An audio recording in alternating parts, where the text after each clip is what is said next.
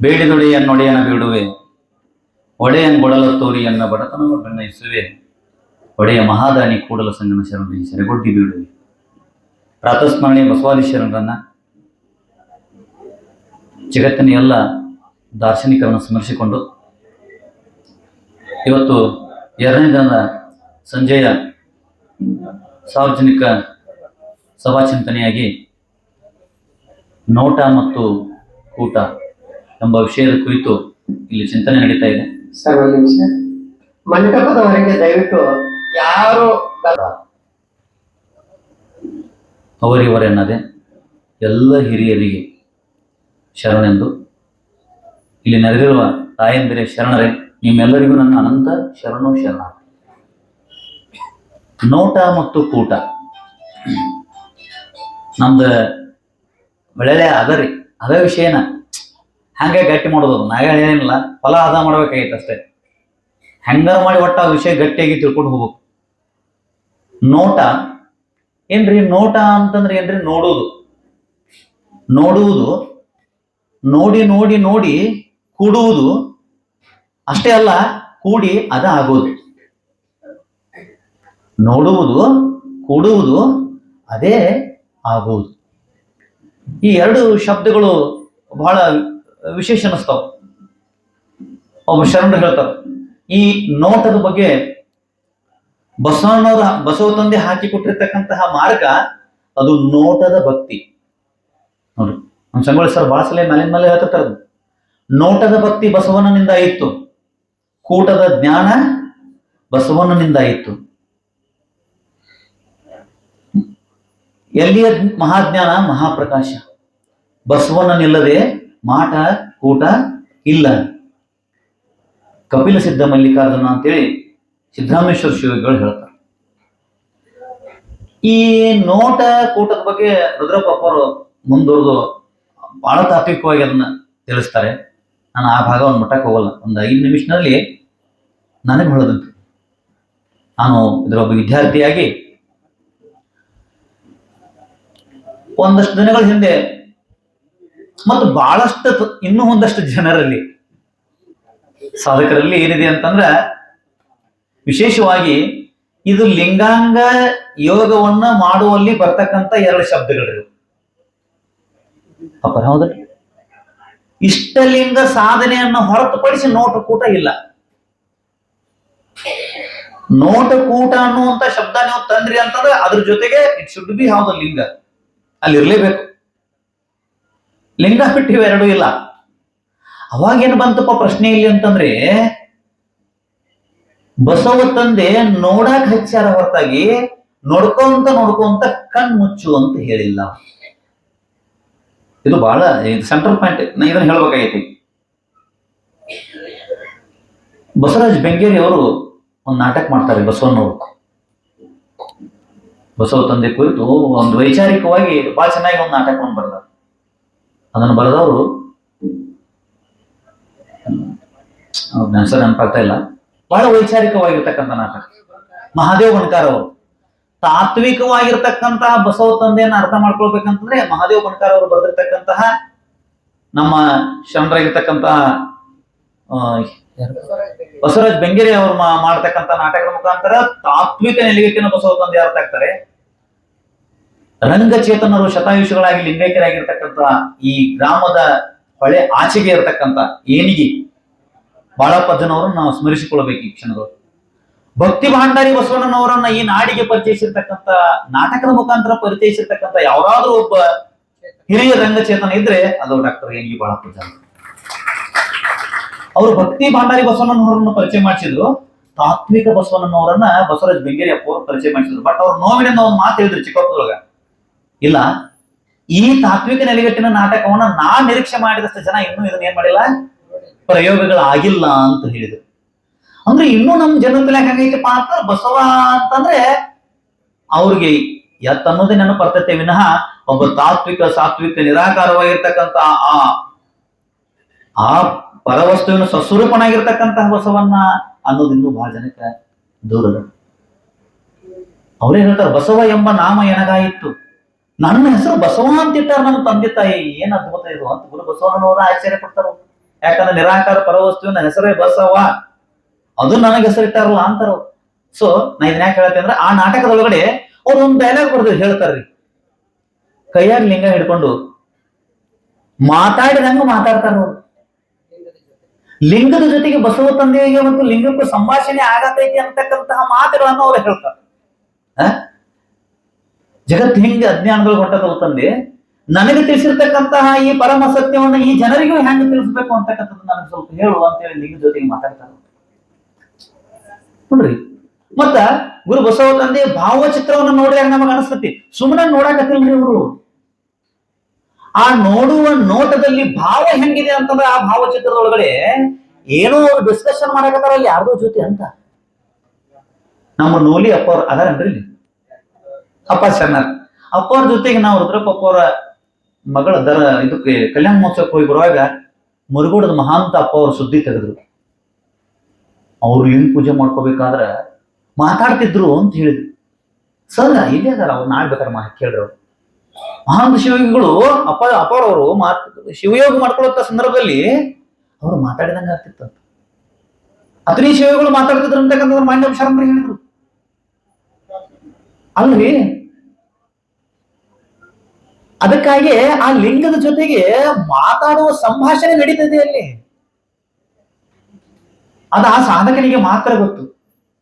ಅದನ್ನೇ ಅಪ್ಪ ಹೇಳ್ತಾರೆ, ಅಷ್ಟವಿಧಾಚನೆ ಷೋಡಶೋಪಚಾರವ ಮಾಡುವುದು, ಮಾಡಿದ ಪೂಜೆಯ ನೋಡುವುದು, ಭಕ್ತಿ ಸಂಭಾಷಣೆಯ ಮಾಡುವುದು, ಶಿವತತ್ವ ಗೀತವ ಪಾಡುವುದು, ಶಿವನ ಮುಂದೆ ನಲಿದಾಡುವುದು, ಕೂಡಲ ಸಂಗಮ ದೇವನ ಕೂಡುವುದು. ಎಷ್ಟು ಅದ್ಭುತರಿ ಇದು. ಹೆಂಗ್ ಗೊತ್ತೈತೇನ್ರಿ ಅವ ಅಪ್ಪರ, ಈ ಶಿವಯೋಗದೊಳಗೆ ಇರತಕ್ಕಂತಹ ವೈಶಿಷ್ಟ್ಯ ಇದು ಎಕ್ಸ್ಟ್ರಾಡಿನರಿ. ಇದು ಬರೇ ದೇವರ ಪೂಜಾ ಮಾಡಿ ದೇವರನ್ನ ಭಕ್ತಿಯಿಂದ ಹಾಡಿದ ಅಷ್ಟೇ ಅಲ್ಲ. ಇಲ್ಲಿ ಕೊನೆಗೆ ಸಾಧಕನ ಸ್ಥಿತಿ ಎಲ್ಲಿಗೆ ಹೋಗ್ತದೆ ಅಂತಂದ್ರೆ, ಆ ಪರವಸ್ತುವಿನ ಜೊತೆ ಆತ ಮಾತಾಡಕ್ ಪ್ರಾರಂಭ ಮಾಡ್ತಾನೆ. ನೋಡಿ ನೋಡಿ ನೋಡಿ ಕೂಡಕ್ಕೆ ಪ್ರಾರಂಭ ಮಾಡ್ತಾನೆ. ಇಲ್ಲಿ ನೋಡಿ ಕೂಡ್ಬೇಕಂತ ಸಂದರ್ಭದಲ್ಲಿ ಕಣ್ಣು ಮುಚ್ಕೊಂಡ್ ಬಿಟ್ಟ ಅಂತಂದ್ರೆ ಡಿಲಿಂಕ್ ಆಗಿಬಿಡ್ತತಿ. ನಾನು ನಿಮ್ಮನ್ನ ನೋಡಾಕತ್ತೇನ್ರಿ, ಕಣ್ಣು ಮುಚ್ಕೊಂಡ್ ಬಿಟ್ನಿ ಅಂತಂದ್ರೆ ಈ ಲೈಟ್ ಹೋಗಿಬಿಟ್ಟಿತ್ರಪ್ಪ. ಈಗ ಕಲ್ಪನಾ ಮಾಡ್ಕೊಡ್ರಿ, ಈ ಕರೆಂಟ್ ಹೋಗಿಬಿಟ್ಟಿತ್ತು, ನನಗ ನಿಮಗ ಡಿಸ್ಕನೆಕ್ಟ್ ಆಗ್ತತು, ಕನೆಕ್ಟ್ ಆಗ್ತತ್ರಿ, ಡಿಸ್ಕನೆಕ್ಟ್ ಆಗ್ತತ್ಲ. ಹಂಗ ನೋಡುವ ನೋಟ ಅದು ಭಾವ ಪರಿಪೂರ್ಣವಾಗಬೇಕು. ಅಂದಾಗ ಅದು ಮುಂದೆ ಕೂಟ ಆಗ್ತತಿ. ಇಲ್ಲ ಅಂತಂದ್ರೆ ಕೂಟ ಆಗೋದಿಲ್ಲ. ಅದು ಕೂಟ 100% ಅದು ಕೂಟ ಆಗಬೇಕಾಗಿತ್ತು ಅಂತಂದ್ರೆ ಕಣ್ಣಾಗ ಲಿಂಗ ನಡ್ಬೇಕು. ಈಗಿನ ಇದಕ್ಕೆಲ್ಲ ಗುರುಗಳು ಹೇಳ್ತಿರ್ತಾರ, ಕಾಯಂ ಲಿಂಗ ನೋಡಕ್ ಚಲೋ ಮಾಡ್ರಿ, ಲಿಂಗಾನ ನೋಡ್ಬೇಕು ಅನಸ್ತತಿ, ಬ್ಯಾರೆದನ್ನ ನೋಡ್ಬೇಕಂತ ಅನ್ಸೋದೇನೇ ಇಲ್ಲ. ಆಗಲೇ ಬಿಂದುವಕ್ಕಾದ ಒಂದು ನಾಟಕ ಮಾಡಿದ್ರಲ್ಲ, ಹಂಗ ಅನ್ಸೋದೇನೇ ಇಲ್ಲ. ಏನೇನೋ ನೋಡ್ಬೇಕಂತ ಅನ್ಸೋದಿಲ್ಲ. ಏನಾರ ನೋಡಿರೋನು ಅದು ಲಿಂಗದಂಗ ಕಾಣಕ್ ಚಲೋ ಮಾಡ್ತದ ನೋಡ್ರಿ. ಅಂತದ್ ಬಿಟ್ಟಾರ ಅಪ್ಪ ಅದ್ರ ಲಿಂಗ. ಆ ಭಾವದಿಂದ ನೀವು ನೋಡ್ಲಿಕ್ಕೆ ಪ್ರಾರಂಭ ಮಾಡಿಬಿಟ್ರೆ ನೋಡಿದ್ದೆಲ್ಲವೂ ಲಿಂಗದಂಗ ಕಾಣಕ್ ಪ್ರಾರಂಭ ಮಾಡ್ತತಿ. ನೋಟ ಅದೆಂತಾಗ್ತದ್ರಿ, ವಿಶಾಲವಾಗಿರ್ತಕ್ಕಂಥ ನೋಟ. ನೋಟಗೆಟ್ಟು ಭಾವ ನಷ್ಟವಾಗುತ್ತದೆ. ಅಂದ್ರೆ ನೆಗೆಟಿವ್ ಆಗಿ ಯೋಚನೆ ಮಾಡ್ಬೇಡ್ರಿ. ನೋಟ ಪರಿಪೂರ್ಣವಾಗಿ ಕೂಟ ಪ್ರಾರಂಭ ಆಗ್ತೈತಿ ಅಂತ, ಕೂಟ ಆಗ್ತೈತಿ ಅಂತ.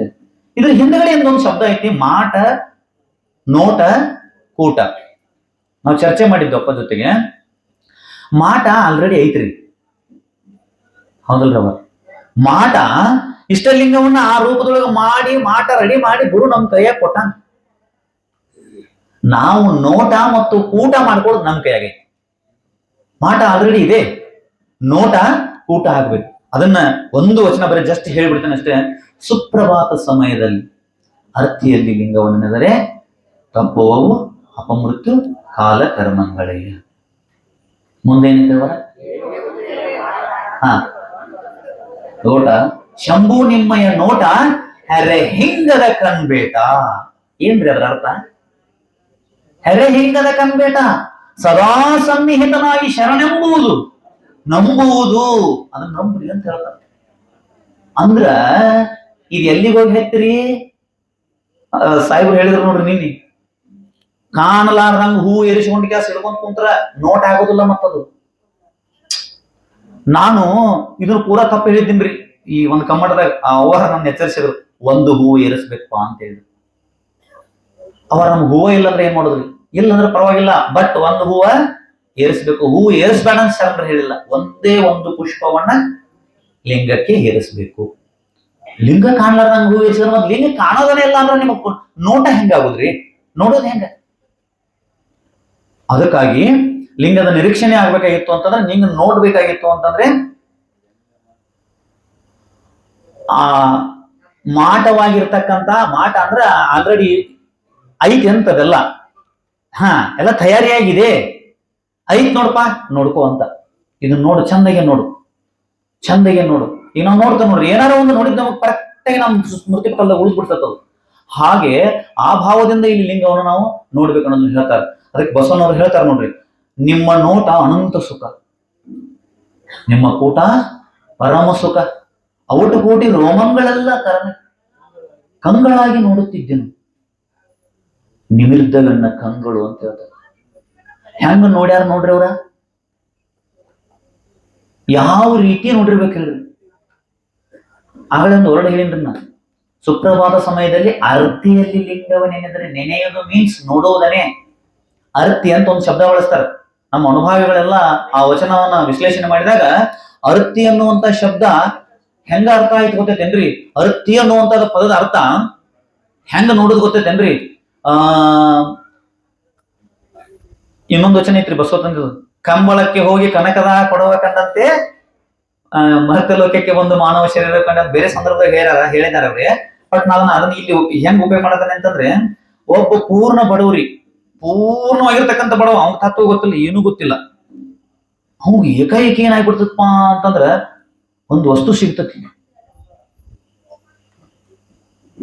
ಬಂಗಾರ ಬೆಳ್ಳಿ ವಜ್ರ ಒಡರು ತುಂಬಿರ್ತಕ್ಕಂಥ ಒಂದು ಚೀಲ್ ಸಿಕ್ಬಿಡ್ತತಿ. ಅದನ್ನ ಹೆಂಗ ನೋಡ್ತಿರ್ಬೇಕ್ರಿ ನಾವು?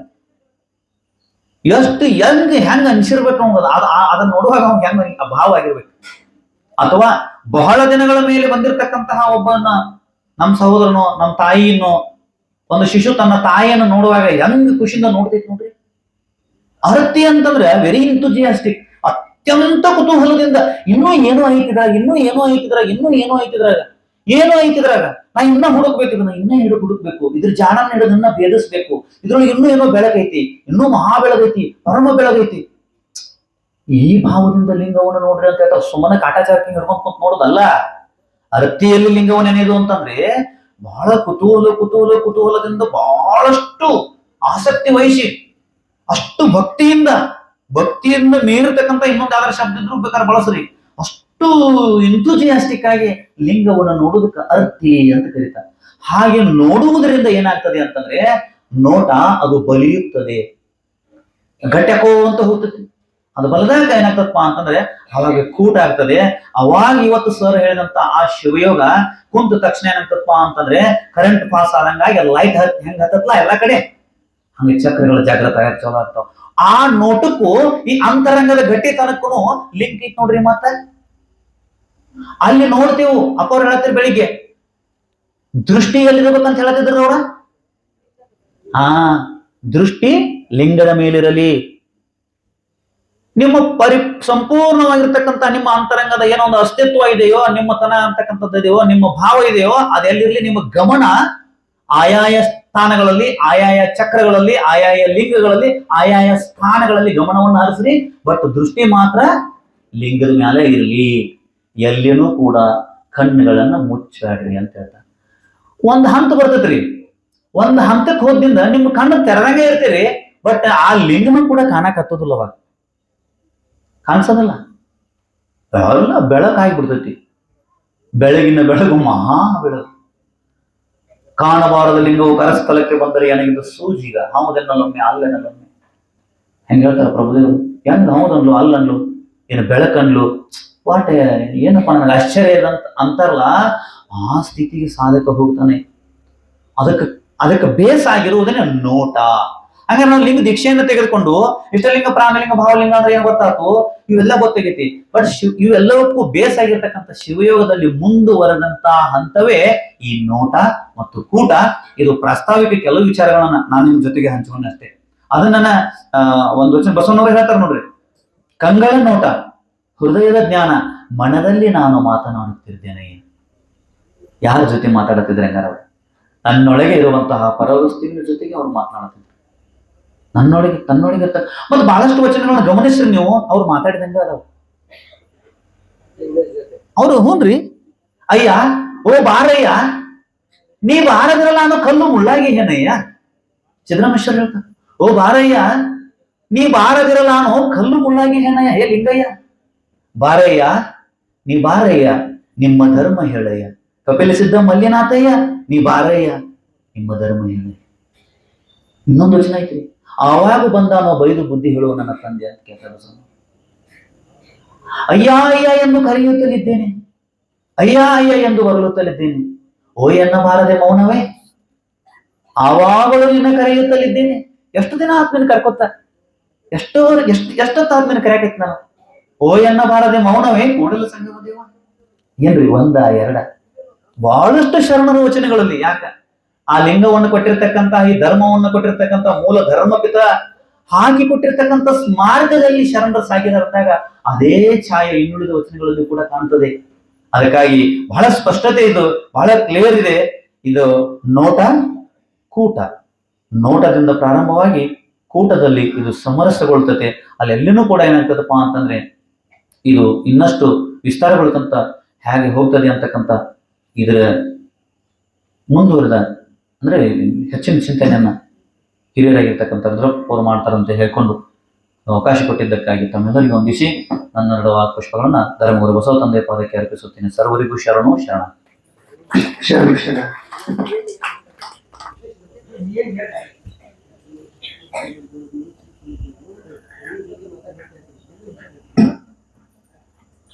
ಧನ್ಯವಾದಗಳು ಮಂಜುನಾಥ್ ಶರಣರಿಗೆ. ಅಥಣಿಯಲ್ಲಿ 3 ರಕ್ತ ಮಠಗಳವೆ. ಒಂದು ಕಚ್ಚಿನ ಮಠ, ಒಂದು ಮೋಡಿನ ಮಠ, ಮತ್ತೊಂದು ಸಟ್ರ ಮಠ.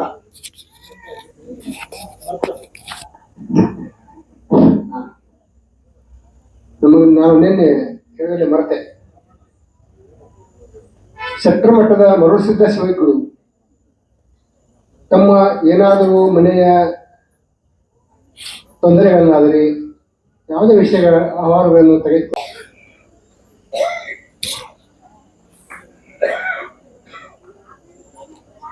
ಓಂ ಶ್ರೀ ಗುರು ಬಸವಲಿಂಗಾಯ ನಮಃ. ಎನ್ನ ನರೀಸು ಗುರುವೇ, ಎನ್ನ ನರೀಸು, ನಿನ್ನ ನರೀಸಬೇಡ. ಎನ್ನ ನರಿಯದವ ನಿನ್ನ ನರಿಯ, ಎನ್ನ ನರೀಸದೆ ನಿನ್ನ ನರಿಸಿದೆಯಾದರೆ ನೀ ನನಗೆ ಗುರು ಅಲ್ಲ, ನಾನು ನನಗೆ ಶಿಷ್ಯನೂ ಅಲ್ಲ. ಎನ್ನ ನರೀಸಿದೆ ಆದರೆ ನೀ ನನಗೆ ಗುರು ನೋಡ, ನಾನು ನನಗೆ ಶಿಷ್ಯಳು ನೋಡ. ಮಸನಯ್ಯ ಪ್ರಿಯ ಗಜೇಶ್ವರ.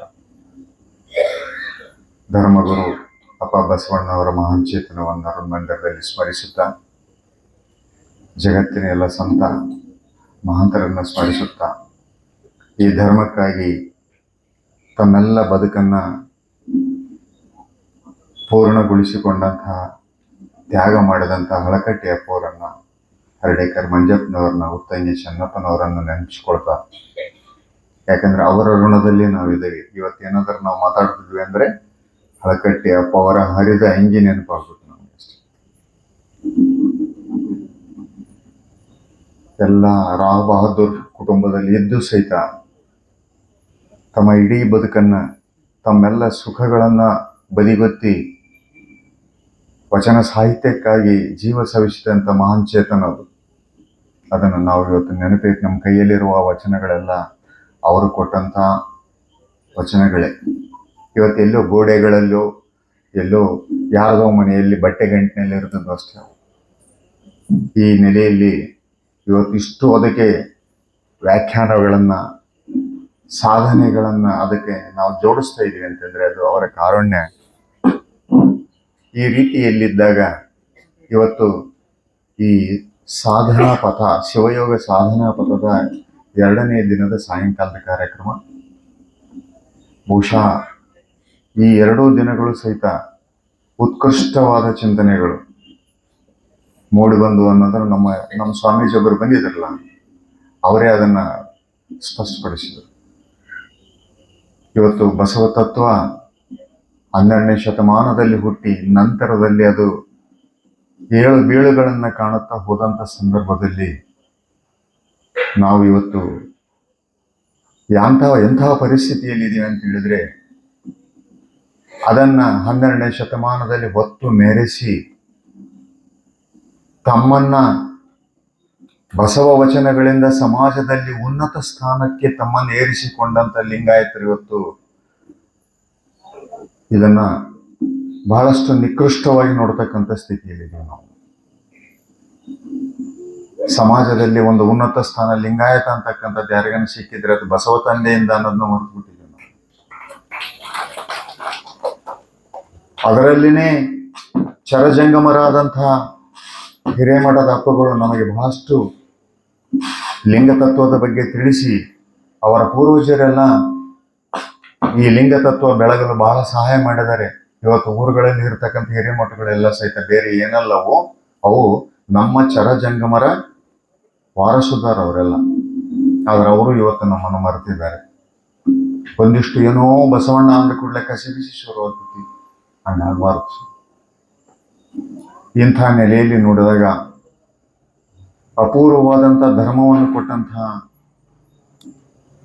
ಬಸವ ತಂದೆ, ಆತನಿಗೆ ಚಿರಋಣಿ ಆಗ್ಬೇಕಾಗಿದ್ದು ನಾವೇನಂದ್ರೆ ಅದನ್ನ ಪಾಲಿಸುವ ಮೂಲಕ, ಅದನ್ನ ನೆನಪಿಸಿಕೊಳ್ಳುವ ಮೂಲಕ. ಇವತ್ತು ನೋಡ್ರಿ, ಅವ್ರ ಅಣ್ಣವರು ಅಲ್ಲಿಂದ ನಡ್ಕೊಂತ ಬಂದ ಹುಬ್ಬಳ್ಳಿಯಿಂದ ದಾಟಿ, ಅದು ಭಕ್ತಿ, ಬದ ಭಕ್ತಿ.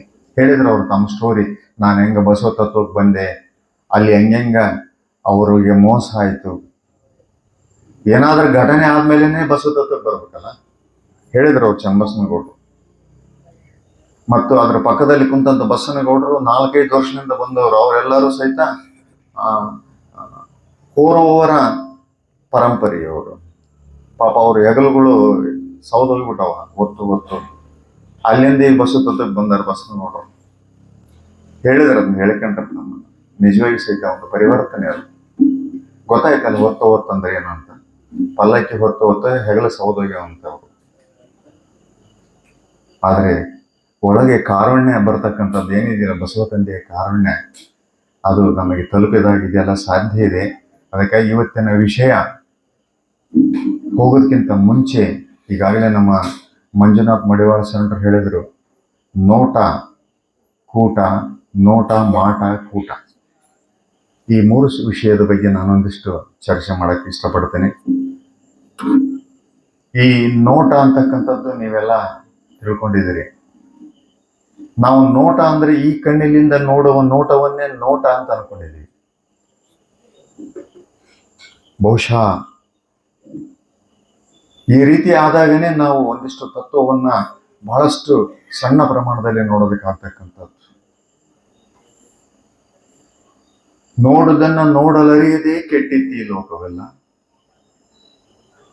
ಅಲ್ಲಮರು ಹೇಳ್ತಾರಲ್ರಿ, ಯಾವುದನ್ನ ನೋಡ್ಬೇಕಾಗಿತ್ತು ಅದನ್ನ ನೋಡ್ಲಿಲ್ಲ ನಾವು, ಯಾವುದನ್ನ ನೋಡಬಾರ್ದಾಗಿತ್ತು ಅದನ್ನ ನೋಡಕ್ ಪ್ರಾರಂಭ ಮಾಡಿದ್ವಿ. ಇವತ್ತು ನಮ್ಮ ದೊಡ್ಡ ಪ್ರಾಬ್ಲಮ್ ಅಂದ್ರೆ ಇದೆ. ಹಾಗಾಗಿ ನೋಡುವುದನ್ನ ಕಲಿಸಿದಂತ ಬಸವಣ್ಣ. ಯಾಕಂದ್ರೆ ನೋಡಬಾರದನ್ನ ನೋಡುವುದನ್ನ ಎರಡನ್ನೂ ಸಹಿತ ಸೃಷ್ಟಿಕರ್ತ ಇಲ್ಲಿಟ್ಟಿದ್ದಾನೆ. ಯಾವುದನ್ನ ನೋಡಬೇಕು, ಯಾವುದನ್ನ ನೋಡಬಾರದು ಅನ್ನೋದ್ರ ಬಗ್ಗೆನೂ ಒಳಗಡೆ ಅರಿವಾಗಿ ಆತ ಬೋಧನೆ ಮಾಡ್ತಾ ಇದ್ದಾನೆ.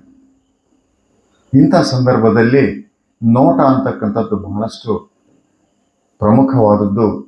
ಈ ಕಣ್ಣುಗಳನ್ನ ಬಳಸಿ ಏನಾಗಿದೆ, ಈ ಕಣ್ಣಿಗೆ ಆಧಾರ ಆಗಿರ್ತಕ್ಕಂಥ ಒಳಗಿನ ಕಂಗಳು ಅಂತ ಒಂದು ಶಬ್ದ ಬರ್ತವೆ ವಚನದಲ್ಲಿ. ಆ ಕಂಗಳು ಸಂಪೂರ್ಣವಾಗಿ ಮುಚ್ಕೊಂಡು ಹೋಗಿದ್ದಾವೆ. ನಮ್ಮ ನೋಟ ಕಂಗಳ ನೋಟ ಅಲ್ಲ, ಅದು ಕಣ್ಣಿನ ನೋಟ ಅಷ್ಟೇ. ಈ ಕಣ್ಣಿನ ಮೂಲಕ ಇದರ ವ್ಯಾಪ್ತಿ ಎಷ್ಟೈತೆ ಅಂದ್ರೆ ಬಹಳ ಕಾಂಪೌಂಡ್ ರೋಡಿನ ತನಕ ನೋಡಬಹುದು ನಾವು ಅಷ್ಟೇ, ಅದಕ್ಕೇನು ಅಡ್ಡಿ ಇಲ್ಲದೆ ಇದ್ರೆ. ಆದ್ರೆ ಈ ಕಣ್ಣು ಹೇಗೆ ನೋಡುತ್ತೆ ಅನ್ನೋದನ್ನ ಬಗ್ಗೆ ನಾವು ತಿಳ್ಕೊಳ್ಳಿಲ್ಲ. ಮೊದಲೇ ಮಾತು, ಈ ಕಣ್ಣು ಒಂದು ವಸ್ತುವನ್ನು ಗುರುತಿಸ್ಬೇಕಾದ್ರೆ ಯಾರ ಸಹಾಯ ತಗೊಂತೈತೆ, ಅದು ವಿಚಾರ ಮಾಡ್ಬೇಕಿದ್ನ. ಯಾರ ಸಹಾಯ ತಗೊಂತೈತೆ ಅಂದ್ರೆ ಒಳಗಡೆ ಇರ್ತಕ್ಕಂಥ ಆ ಪರಮನ ಕಂಗಳ ಮೂಲಕನೇ ಇದು ನೋಡೋದು. ಅಲ್ಲಿ ಅರಿವು ಏನಾಗಿದೆಯಲ್ಲ, ಒಂದಿಷ್ಟು ಈ ಕಣ್ಣಿಗೆ ಸಹಾಯ ಮಾಡದಿದ್ದರೆ ಈ ಕಣ್ಣು ನೋಡೋದಕ್ಕೆ ಸಾಧ್ಯನೇ ಇಲ್ಲ. ಯಾರಾದ್ರೂ ಒಬ್ರು ಬಂದ್ರು ಕೂಡಲೇ ಅಂತ ಇಟ್ಟುಕೊಳ್ರಿ. ಈಗ ಸದಾಶಿವ ಪಾಟೀಲ್ರನ್ನ ನಾನು ಇಲ್ಲಿ ನೋಡಿದ್ದೀನಿ, ಮುಂದೆ ಸಲ ಹೋದಾಗ ಬೇರೆ ಕಡೆಯಲ್ಲಿ ಸಿಗ್ತಾರ ಅವರು. ಅವರ ರುಮಾಲು ಅವ್ರದ್ದು ಆಕಾರ ನೋಡಿದ ಕೂಡಲೇ ಸದಾಶಿವ ಪಾಟೀಲ್ರಂತ ಈ ಕಣ್ಣು ನೋಡಿದ ಕೂಡಲೇ ಹೇಳ್ಬಿಡ್ತೈತಲ್ಲ. ನೋಡಿದ ಕೂಡಲೇ ಹೇಳ್ಬೇಕಾದ್ರೆ ಒಳಗಡೆ ಒಂದೆಲ್ಲೋ ಈ ಕಣ್ಣಂತೂ ಇಲ್ಲೇ ನೋಡಿ ಇಲ್ಲೇ ಮರ್ತೋಗ್ಬಿಡುತ್ತಿದ್ದು. ಆದ್ರೆ ಇನ್ನೊಂದ್ಸಲ ಭೇಟಿಯಾದಾಗ ನೆನಪು ಮಾಡತಕ್ಕಂಥದ್ದು ಯಾವುದಂದ್ರೆ ಆ ಒಳಗಿನ ಅರಿವು, ಆ ಚಿತ್ತದಲ್ಲಿರ್ತಕ್ಕಂಥ ಆ ಸಂಗ್ರಹವನ್ನ ತೆಗೆದು ಹೇಳ್ತೈತೆ ಅದು ಅವರು ಇಂಥವ್ರು ಅಂತ. ಬಟ್ ಅದು ಏನು ಗುಣ ಅಂದ್ರೆ, ಮಾಯಾವರಣದಲ್ಲಿದ್ದಂತ ನಮಗೆ ಒಂದು ಗುಣ ಏನಂದ್ರೆ, ಈ ಇಂದ್ರಿಯಗಳಿಗೆ ಅರಿವು ತೋರಿ ಅಡಗುವ ಕಾರಣ ಶಾಶ್ವತವಾಗಿ ನಮ್ಮ ನಿಜದ ನೆಲೆಯೇ ನಮ್ಗೆ ಗೊತ್ತಾಗದ. ಅದು ತೋರಿ ಅಡಗಿದ ಕೂಡಲೇನೆ ಅಲ್ಲಿ ಮರೆವು ಪ್ರಾರಂಭ ಆಗುತ್ತೆ. ಮರೆವು ಪ್ರವೇಶ ಆದ ಕೂಡಲೇ ಏನಾಗುತ್ತೆ, ಈ ಕಣ್ಣುಗಳು ತೋರಿ ಅಡದ ಕೂಡಲೇ ವಿಷಯ ಬಂದ್ಬಿಡುತ್ತೆ. ಸದಾಶಿವ ಪಾಟೀಲರ ಒಳಗಿರ್ತಕ್ಕಂಥ ಚೈತನ್ಯವನ್ನ ನೋಡೋದಕ್ಕೆ ನಮಗೆ ಯಾಕೆ ಸಾಧ್ಯ ಆಗೋದಿಲ್ಲ ಅಂದ್ರೆ, ಅದು ಅರಿವು ತೋರಿ ಅಡಗ್ಬಿಡ್ತೈತಿ. ಅಲ್ಲಿ ಮರೆವು ಪ್ರವೇಶ ಆತತೆ, ಶುರುವಾತೈತಿ. ಇವ್ರ ಬಗ್ಗೆ ಅನಾಲೈಸಿಸ್ ಶುರು ಆಗ್ತೈತಿ. ಇಂಥಲ್ಲಿ ಸಿಕ್ಕಿದ್ರು, ಇಂಥದ್ದು ಮಾತಾಡಿದ್ರು, ಇಂಥದ್ದು ಒಳ್ಳೇದು ಮಾತಾಡಿದ್ರು, ಕೆಟ್ಟದ್ದು ಮಾತಾಡಿದ್ರು, ಇದು ಅದು ಇದು ಎಲ್ಲವೂ ತಂದಾಗ್ತೈತೆ. ಅದು ಇದು ನೋಟದ ಪರಿಣಾಮ. ಅದೇ ಅರಿವನ್ನ ಅಗಲದಂತೆ ಪ್ರಾಣ ಚೈತನ್ಯದೊಳಗೆ ಶಾಶ್ವತವಾಗಿ ಇಟ್ಟುಕೊಳ್ಳಲು ಕೊಟ್ಟಂತ ಒಂದು ಮಹಾನ್ ತಂತ್ರಜ್ಞಾನವೇ ಇಷ್ಟಲಿಂಗ. ತೋರಿ ಅಡಗುವ ಅರಿವು ಎಲ್ಲಿ ಮಾಸದಂತೆ ಅಡಗದಂತೆ ನೋಡ್ಕೊಳ್ಬೇಕು. ಅದಕ್ಕಾಗಿ ಏನ್ ಮಾಡ್ತಾರೆ, ಮೊದಲು ಹೇಳ್ತಾರೆ ಅವರು, ಮನಸ್ಸು ಇದು ಅರಿವಿನ ಸಂಬಂಧದಲ್ಲಿ ಅದನ್ನ ಗಟ್ಟಿಯಾಗಿ ನಿಲ್ಲಿಸ್ಬೇಕಾದ್ರೆ ನೋಟ ಕೊಟ್ಟಾರ ನಮಗೆ, ಕರಸ್ಥಲದ ಲಿಂಗ. ಈ ನೋಟ ಅಂತಕ್ಕಂಥ ಶಬ್ದ ಏನಿದೆಯಲ್ಲ, ಇದು ಯಾವ ಧರ್ಮಗಳಲ್ಲಿಯೂ ಸಹಿತ ಈ ರೀತಿ ದೇವನನ್ನ ನೋಡುವ ನೋಟವನ್ನ ಎಲ್ಲಿ ಕೊಟ್ಟಿಲ್ಲ. ತಾನು ಅಡಗಿ ದೇವನನ್ನ ನೋಡುವ ನೋಟ ಇದು. ಹೆಂಗಿದೆ ಅಂದ್ರೆ, ಬೇರೆ ಕಡೆ ದೇವನನ್ನ ಹೆಂಗ್ ನೋಡ್ತೀವಿ ಅಂದ್ರೆ ಇದೇ ಕಣ್ಣಿಂದ ನೋಡ್ತೀವಿ. ಆದ್ರೆ ಈ ದೇವನನ್ನ, ನನ್ನೊಳಗಿನ ದೇವನನ್ನ ಈ ಕಣ್ಣಲ್ಲಿ ನೋಡಕ್ ಬರಲ್ಲ. ನಾವು ನೋಡ್ತಾ ನೋಡ್ತಾ ನೋಡ್ತಾ ನೋಡ್ತಾ ಏನಾಯ್ತು, ಆ ನೋಟದೊಳಗನೆ ಏನಾಗ್ತೀವಿ. ಯಾವಾಗ ಈ ಕಣ್ಣುಗಳು ಒಳಗಿನ ಕಣ್ಣುಗಳೊಳಗೆ ಬೆರಿತವೋ ಅವಾಗ ಏನಾಗುತ್ತೆ, ನಮಗೆ ಆ ಬೆಳಕು ಪ್ರವೇಶ ಆಗುತ್ತೆ. ಈ ಕಣ್ಣಿನ ನೋಡಲಿ ತಾನ ಹೊರಗೆ ಬರಲ್ಲ ಆತ, ನೆನ್ಪಿಟ್ಕೋಬೇಕು. ಅದಕ್ಕೆ ಒಂದ್ ಕಡೆ ಅಕ್ಕ ಮಹಾದೇವಿ ಹೇಳ್ತಾಳೆ, ಕಾಣುತ್ತ ಕಾಣುತ್ತ ಕಂಗಳ ಮುಚ್ಚಿದೆ ನೋಡವ್ವ, ಕಾಣುತ್ತ ಕಾಣುತ್ತ ಕಂಗಳ ಮುಚ್ಚಿದೆ ನೋಡವ್ವ, ಕೇಳುತ್ತ ಕೇಳುತ್ತ ಮೈ ಮೆರೆದುಕೊಂಡೆ ನೋಡವ್ವ, ಹಾಸಿದ ಹಾಸಿಗೆ ಹಂಗಿಲ್ಲದೆ ಹೋಯಿತು ಕೇಳವ್ವ, ಚನ್ನ ಮಲ್ಲಿಕಾರ್ಜುನ ದೇವನ ದೇವರ ಕೂಡುವ ಕೂಟವ ನಾನೆಂದರಿದೆ ಮರೆದೆನ ಕಾಣವ್ವ ಅಂತಕ್ಕಂಥದ್ದು. ಇಲ್ಲಿ ಕಾಣುತ್ತ ಕಾಣುತ್ತ ಕಂಗಳ ಮುಚ್ಚಿದೆ ನೋಡವ್ವ, ಈ ವಚನವನ್ನ ಆಧರಿಸಿ ನಮ್ಮ ಕೆಲವು ಬೋಧಕರು, ಅನುಭಾವಿಗಳು ಏನ್ ಮಾಡ್ತಾರೆ ಅಂದ್ರೆ, ಇಷ್ಟಲಿಂಗದ ನೋಟದಲ್ಲೇನೆ ಕಣ್ಣು ಮುಚ್ತಾರೆ. ಐತಲ್ರಿ ವಚನದಾಗ. ನನಗಿನ್ ವಚನ ಹಾಕಿದ್ರೆ ಅವ್ರಿಂದಾನೇ ಕಣ್ಣು ತೆಗೆದಿದ್ ನಾನು ಹಿಂಗ್ ಕಣ್ಣು ಮುಚ್ಚಬಾರ್ದು ಅಂತ ಹೇಳೋದಕ್ಕೆ ಈ ವಚನ ಹಾಕಿದ್ರೆ. ಐತಲ್ರಿ ನೋಡ್ರಲ್ಲಿ ಅಂದ್ರೆ, ಯಾವ ಕಣ್ಣು ಮುಚ್ಚಿದೆ, ಕಂಗಳು ಕಣ್ಣು, ಇದು ಕಣ್ಣು ಮುಚ್ಚಲಿ ತಾನ ಒಳಗಿನ ಕಂಗಳು ತೆಗಿಯಂಗಿಲ್ಲ. ಇಷ್ಟು ತಿಳಿದೇ ಇದ್ರೆ ನಾವು ಬೋಧನೆ ಮಾಡೋದಾದ್ರೆ ಹೆಂಗೆ, ಹೇಳೋದಾದ್ರೆ ಹೆಂಗೆ ಬೇರೆಯವರಿಗೆ. ಅದಕ್ಕೆ ಒಳ ಕಿವಿ ಹೊರ ಕಿವಿ, ಅನಾಹುತ ನಾದ ಕೇಳಬೇಕಾದ್ರೆ ಈ ಕಿವಿ ಬಂದಾಗಿದ್ದು ಒಳಗಿನ ಕಿವಿಯೊಳಗೆ ಸೇರ್ಕೋಬೇಕಿದ್ದು. ಇಲ್ಲದ ಬರೀ ಅಹತನಾದವೇ ಕೇಳ್ತಿರ್ತಿಲ್ಲಿ. ಅದಕ್ಕಾಗಿ ಹೇಳ್ತಾಳ ತಾಯಿ, ಕಾಣುತ್ತ ಕಾಣುತ್ತ ಕಂಗಳ ಮುಚ್ಚಿದೆ ನೋಡವ್ವ. ನೋಡದೆ ಒಳಗಡೆ ತೆಗೆದು ಬಿಟ್ಟಿತ್ತು. ಆ ಮಹಾ ಕಣ್ಣು ಏನೈತಲ್ಲಿ ತೆಗೆದಿತ್ತು. ಇಡೀ ಸೃಷ್ಟಿಯಲ್ಲಿ ಇಲ್ಲಿ ಕುಂತ್ಕೊಂಡಲ್ಲೇ ಸೃಷ್ಟಿ ಎಲ್ಲ ಕಾಣ್ತಿತ್ತು. ಈ ನೆಲೆಯಲ್ಲಿ ನೋಡಿದಾಗ ಈ ಬಾಹ್ಯದ ಇಂದ್ರಿಯಗಳು ಏನಿದಾವಲ್ಲ, ಇವುಗಳಿಗೆ ಎಲ್ಲವನ್ನ ಬೆಳಕು ಕೊಟ್ಟು ಅವುಗಳ ವಿಸ್ತಾರವನ್ನ ಜಾಸ್ತಿ ಮಾಡಿದ್ರು ಶರಣರು. ಇದಕ್ಕೆ ನೋಟ ನೋಟ ನೋಟ ಅಂದ್ರೆ, ನೋಟವೇ ಮುಂದೆ ಏನಾಗುತ್ತೆ, ಕೂಟಕ್ಕೆ ಕಾರಣ ಆಗ್ತದೆ. ನೋಡ್ತಾ ನೋಡ್ತಾ ನೋಡ್ತಾ ನೋಡ್ತಾ ಏನಾಗುತ್ತೆ, ನಮಗೆ ಆ ಬೆಳಕಿನೊಳಗೆ ಕಣ್ಣುಗಳಲ್ಲಿ ಏನಾಗ್ತವೆ, ಆ ಶಬ್ದದೊಳಗೆ ಕಿವಿಗಳಲ್ಲಿ ಏನಾಗ್ತವೆ, ಆ ಸ್ಪರ್ಶದೊಳಗೆ ಆ ತ್ವಕ್ಕುಲಿ ಏನಾಗ್ತದೆ, ಈ ರೀತಿ ಒಳಗಡೆ ಹೋಗಿ ಹೋಗಿ ಏನಾಗುತ್ತೆ, ಸಂಪೂರ್ಣವಾಗಿ ಅರಿವು ಭರಿತಾಗಿ ಮನ ಅದ್ರ ತುಂಬ ಆ ಪ್ರಾಣ ತುಂಬ, ಮನದಲ್ಲಿ ಆಡ್ತಕ್ಕಂಥ ಪ್ರಾಣ ತುಂಬ ಆ ಬೆಳಕೆ ತುಂಬುತ್ತೆ. ಚನ್ನಬಸವಣ್ಣ ಅಂತ ಹೇಳ್ತಾನೆ, ಬಹಳ ಸ್ಪಷ್ಟವಾಗಿ ಹೇಳ್ತಾರೆ ನೋಡ್ರಿ. ಏನಂತ ಒಂದು ವಚನ, ಬೇಸ್ ವಚನ ಅದು. ಲಿಂಗದ ಕೆಳೆ ಅಂಗಕ್ಕೆ ವೇದಿಸುವ ಹಲವು ಸಾಧನಗಳಲ್ಲಿ ಒಂದು ಸಾಧನವನ್ನಿಲ್ಲಿ ಹೇಳಿಯನು ಕೇಳಿರಣ್ಣ. ಆ ಲಿಂಗದ ಬೆಳಕು ಕಂಗಳಿಗೆ ಅಂಗಕ್ಕೆ ವ್ಯಾಪಿಸೋದಕ್ಕೆ ಒಂದು ಸಾಧನ ಹೇಳ್ತಾನೆ ಕೇಳ್ರಿ. ಅದೇನು ಹೇಳಿದ್ರು, ತೆರೆದಿಟ್ಟ ದೃಷ್ಟಿ ಎವೆ ಹಳಿಚದಂತಿದ್ದಡೆ ಕಂಗಳ ಬೆಳಗು ಲಿಂಗದ ಬೆಳಗು ಕಂಗಳಲ್ಲಿ ವ್ಯಾಪಿಸುತ್ತಿರುವುದು. ಸ್ಥಿರಗೊಳಿಸಿ ಅರೆನೋಟದಿಂದ ನೋಡಿದಾಗ ಈ ಬೆಳಕು ಏನಾಗುತ್ತೆ, ಕಂಗಳು ತುಂಬಾ ತುಂಬಿರ್ತೈತೆ ಅಂತ ಹೇಳ್ತಾರೆ. ತುಂಬಿದ ಮೇಲೆ ಏನ್ ಮಾಡ್ಬೇಕು, ಮುಂದಿನ ಪ್ರೊಸೆಸ್. ತುಂಬಿದ ಮೇಲೆ ಏನ್ ಮಾಡುತ್ತೆ, ಅದು ಕರಸ್ಥಲಕ್ಕೆ ಬಂದೇ ಬರ್ತದದು. ಯಾಕಂದ್ರೆ ಓಪನ್ ಸಣ್ಣದಾಗಿ ಜಾಗ ಕೊಟ್ಟಿವಿ, ಅದಕ್ಕೆ ಅಲ್ಲಿ ಬರ್ತೈತಿ. ಮತ್ತೆ ಮುಂದೆ ಹೇಳ್ತಾರೆ ಅವರು, ಮಂಗಳಮಯವಾದ ಕಂಗಳಲ್ಲಿ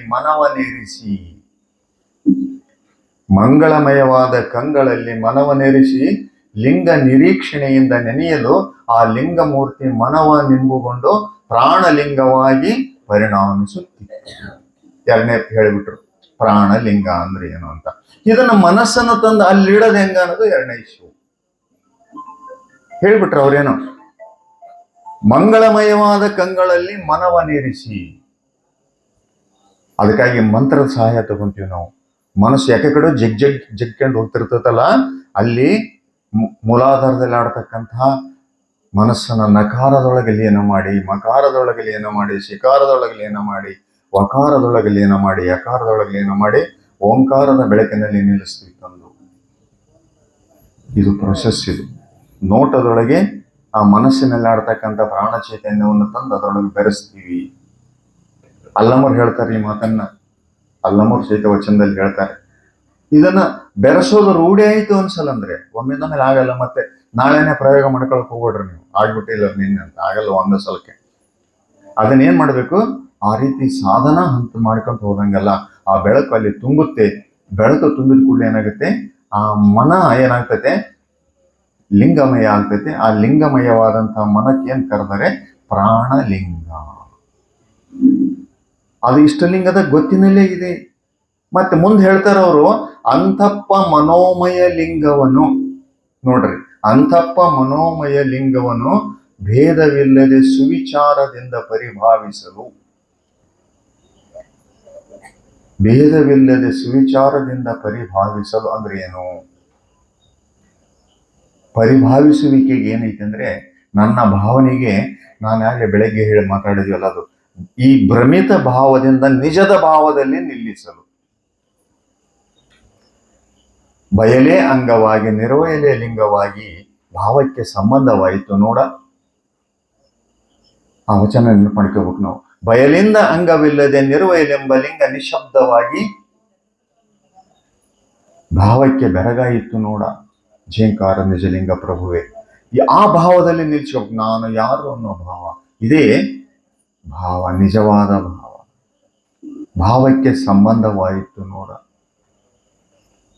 ಅಂಥಪ್ಪ ಭಾವಲಿಂಗ ಏನೈತಲೆ, ಭಾವಲಿಂಗವಾಗಿ ಕಂಗೊಳಿಸುತ್ತಿಪ್ಪದು ನೋಡ. ಅದೇ ಭಾವಲಿಂಗವಾಗಿ ಕಂಗೊಳಿಸು. ನಾನು ಅವಾಗ ಅಲ್ಲಿ ತನಕ ನೀನು ಅನ್ಕೊಂಡಿದ್ದೆ, ನಾನು ಇಂಥವ್ನು ಅಂಥವ್ನು, ಅವ್ರ ಮನೆ ಈ ಮನೆ ಇಷ್ಟೇ, ನನಗೆ ಅದು ಇದು ವಿದ್ಯಾವಂತ ಬುದ್ಧಿವಂತ ಅದು ಎಲ್ಲ ಹೋಗಿ ನಾನು ನನ್ನ ಸ್ವರೂಪದಲ್ಲಿ ನಿಂತ್ಕೊಂತೀನಿ. ಇದನ್ನ ತಗೊಂಡು ಬಂದು ಏನಂತಾರೆ, ಮತ್ತೆ ಕಂಟಿನ್ಯೂಯೇಷನ್, ಮನೋಮಯ ಲಿಂಗದ ಕಂಟಿನ್ಯೂಯೇಷನ್ ಇದು.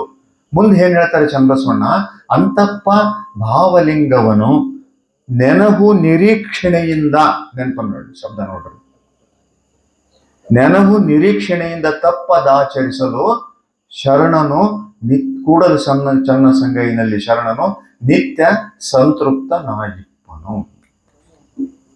ಎಲ್ಲಿ ಡಿಸ್ಕನೆಕ್ಟ್ ಐತ್ರಿ ಇಲ್ಲಿ ಕಣ್ಣು ಮುಚ್ಚೋದು? ಎಲ್ಲರೂ ನೀವೇ ಹೇಳ್ರಿ, ಎಲ್ಲಿದೆ? ಆದರೆ ಯಾಕೆ ಹಿಂಗಾಗಿದೆ ಅನ್ನೋ ಗೊತ್ತಿಲ್ಲ. ನಾಡಿನ ಬಹುತೇಕ ಹಿರಿಯ ಅನುಭವಿಗಳು ಶಿವಯೋಗ ತೋರಿಸುವಾಗ ಕಣ್ಮುಚ್ಚಿಬಿಡ್ರಿ ಅಂತ. ಬಹುಶಃ ನೀವೆಲ್ಲರೂ ಕೇಳಿದ್ ನೋಡಿರ್ತೀರಿ. ಯಾಕೆ ಇದು ವಿಪರ್ಯಾಸ? ಇಲ್ಲ ರೀ, ಈಗ ಹೇಳಿನಲ್ಲಿ ಇದು ಕಂಗಳ ಮುಚ್ಚಂತ ಇಲ್ಲಿ ಅಕ್ಕ ಹೇಳ್ರಿ ಅಂತ. ಹಂಗಲ್ಲ, ಕಣ್ಣು ಮುಚ್ಚೋದಂದ್ರೆ ಆಗಕ್ಕೆ ಈ ಕಣ್ಣು ಮುಚ್ಚೋದಲ್ಲ, ಅದು ಆಟೋಮೆಟಿಕ್ ಕಣ್ಣು ಒಳಗಡೆದು ಲೀನ ಆಗ್ತದೆ. ಮತ್ತು ಇಲ್ಲ ಧ್ಯಾನ ಅಂತ ಹೇಳ್ಯಾರೆ ಅದಕ್ಕೆ ನಾವು ಮುಚ್ತೀವಿ. ಇದನ್ನ ಕ್ಲಾರಿಫೈ ಮಾಡ್ಕೊಂಡು ಮುಂದೆ ಕೂಟಕ್ಕೆ ಹೋಗೋಣ. ಹೌದಿಲ್ರಿ? ಧ್ಯಾನ ಅಂತ ಹೇಳ್ಯಾರಲ್ಲ, ಬಹಳ ಕಡೆ ಧ್ಯಾನ ಅಂತ ಹೇಳ್ಯಾರ. ಶಬ್ದಗಳನ್ನ ನಾವು ಯಾವ ರೀತಿ ಅರ್ಥ ಮಾಡ್ಕೋಬೇಕು? ಧ್ಯಾನ ಅಂದ್ರೆ ಕಣ್ಣು ಮುಚ್ಚಿದ್ರೇನೆ ಧ್ಯಾನನ? ಧ್ಯಾನ ಅಂದ್ರೆ ಅವಸ್ಥೆ ಏನದು?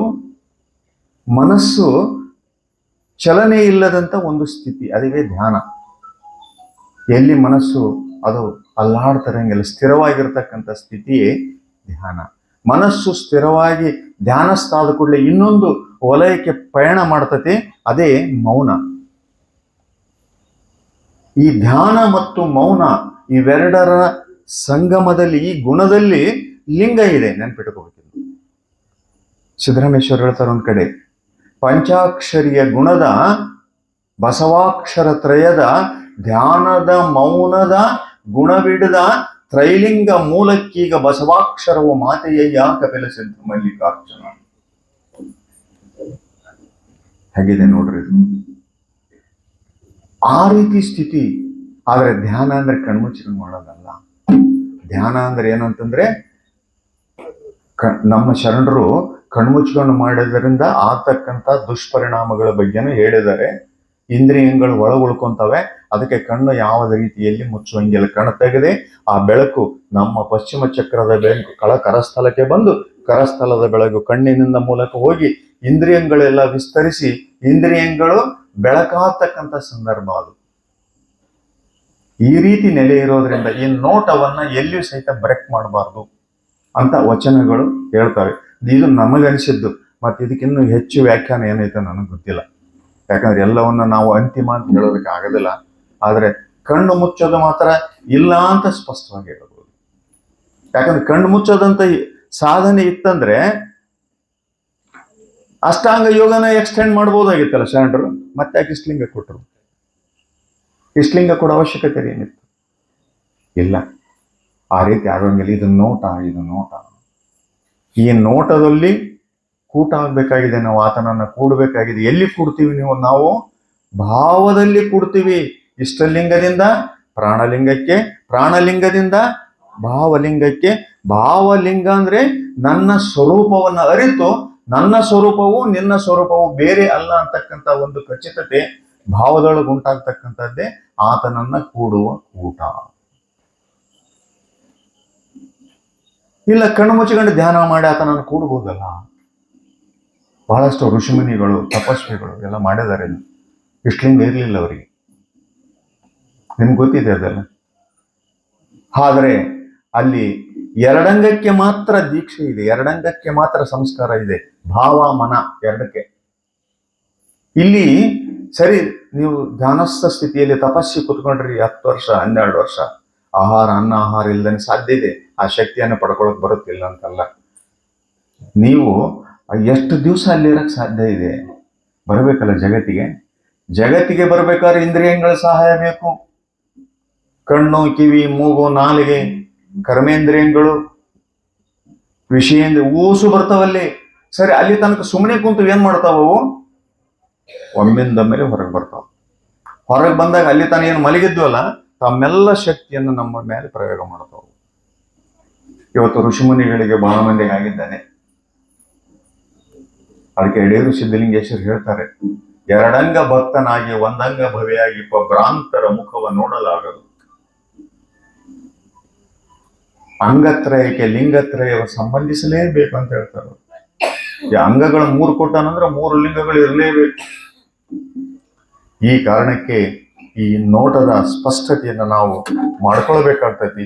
ಈ ನೋಟದ ಮೂಲಕ ನಮ್ಮ ಇನ್ನೊಂದು ವಿಶೇಷತೆ ಏನಂತ ಹೇಳಿದ್ರೆ, ನನಗೆ ತಿಳಿದಂಗೆ ಒಂದಿಷ್ಟು ಕೂಟದ ಬಗ್ಗೆನೂ ಚರ್ಚೆ ಮಾಡಬೇಕು, ಮಾಟದ ಬಗ್ಗೆನೂ ಚರ್ಚೆ ಮಾಡಬೇಕು. ಮಾಟ ಅಂದ್ರೆ ಏನು? ಈ ಬಹಳ ಮಂದಿ ನೋಟ, ಕೂಟ, ನೋಟ, ಮಾಟ, ಕೂಟ ಈ ಶಬ್ದ ಬಹಳಷ್ಟು ಬಳಕೆ ಆಗುತ್ತಲ್ಲ. ಇದು ಮಾಟ ಅಂದ್ರೆ ಏನು? ಇಲ್ಲಿ ನೋಟ ಆಯ್ತು, ನೋಟ ಅರ್ಥ ಆಯ್ತು ನಿಮಗೆ. ನೋಟದ ಮೂಲಕನೇ ನಾನು ಮಾಟಕ್ಕೆ ಹೋಗ್ತೀನಿ. ಮಾಟ ಅಂದ್ರೆ ಆ ನೋಟದೊಳಗೆ ನನ್ನೆಲ್ಲ ಇಂದ್ರಿಯಗಳನ್ನ ಬೆಳಕಿನಲ್ಲಿ ಎದ್ದಿದಾಗ ಅಲ್ಲಿ ಒಂದು ಸ್ವರೂಪ ಕಾಣಿಸ್ಕೊಂತೈತೆ, ಬೆಳಕಿನ ಸ್ವರೂಪ. ಆ ಬೆಳಕೆ ಮಾಟ, ಆತನ ಮಾಟ ಅದು. ಆತ ತನ್ನ ರೂಪವನ್ನು ಅಲ್ಲಿ ತೋರಿಸ್ತಾನೆ, ಅದು ಮಾಟ. ಮಾಟ ಆಕಾರ, ಆಕೃತಿ, ಸಾಕಾರ. ಸರಿ, ಅದರ ಮೂಲಕವೇ ಅಲ್ಲಿ ಕೂಡೋದು, ಅಲ್ಲಿ ಆತನೊಳಗೆ ಕೂಟವಾಗ್ತಕ್ಕಂಥದ್ದು, ಆ ಕೂಟದೊಳಗೆ ನಾನು ಬೆರೆತು ಹೋಗ್ತಕ್ಕಂಥದ್ದು. ಸರಿ, ಈ ಮಾಧ್ಯಮವನ್ನ ಯಾಕೆ ಕೊಟ್ರು ನಮಗೆ? ಏನು ಅವಶ್ಯಕತೆ ಇತ್ತು ನಮಗೆ ಅಂತಕ್ಕಂಥದ್ದು ಸಹಿತ ನಮಗೆ ಬಹಳ ಪ್ರಮುಖ. ಇಲ್ಲಿ ಶರಣರು ದೇವನನ್ನ ಯಾವುದರ ಮೂಲಕ ಕೂಡಿದ್ರಂದ್ರೆ, ಆತನನ್ನ ಕೂಡುವ ಪರಿಯಲ್ಲಿ ಅವರೆಲ್ಲಿಯೂ ಸಹಿತ ದೇವ ಜ್ಞಾನ ಸ್ವರೂಪ ಇದ್ದಾನೆ, ಜ್ಞಾನದ ಮೂಲಕವೇ ಆತನನ್ನ ಕೂಡುವುದು ಅಂತಕ್ಕಂಥ ಒಂದು ಲೆಕ್ಕ ಅವ್ರತಾಗಿರ್ಲಿಲ್ಲ. ಹೇಳಿದ್ರು ಅವ್ರು ಅಲ್ಲಿ, ಅದಕ್ಕೆ ಹೇಳ್ತಾರ ಅವರು, ಅದು ಹೆಂಗಿರ್ಬೇಕಂತ ಹೇಳಿದ್ರೆ, ಇಲ್ಲಿ ತನಕ ನಾವು ಮಾಡಿದ ಕ್ರಿಯೆಗಳೆಲ್ಲವೂ ಸಹಿತ ಲಾಭ ನಷ್ಟದ ಕ್ರಿಯೆಗಳಾಗ್ಯಾವ ಅಂತ ಹೇಳ್ತಾರೆ.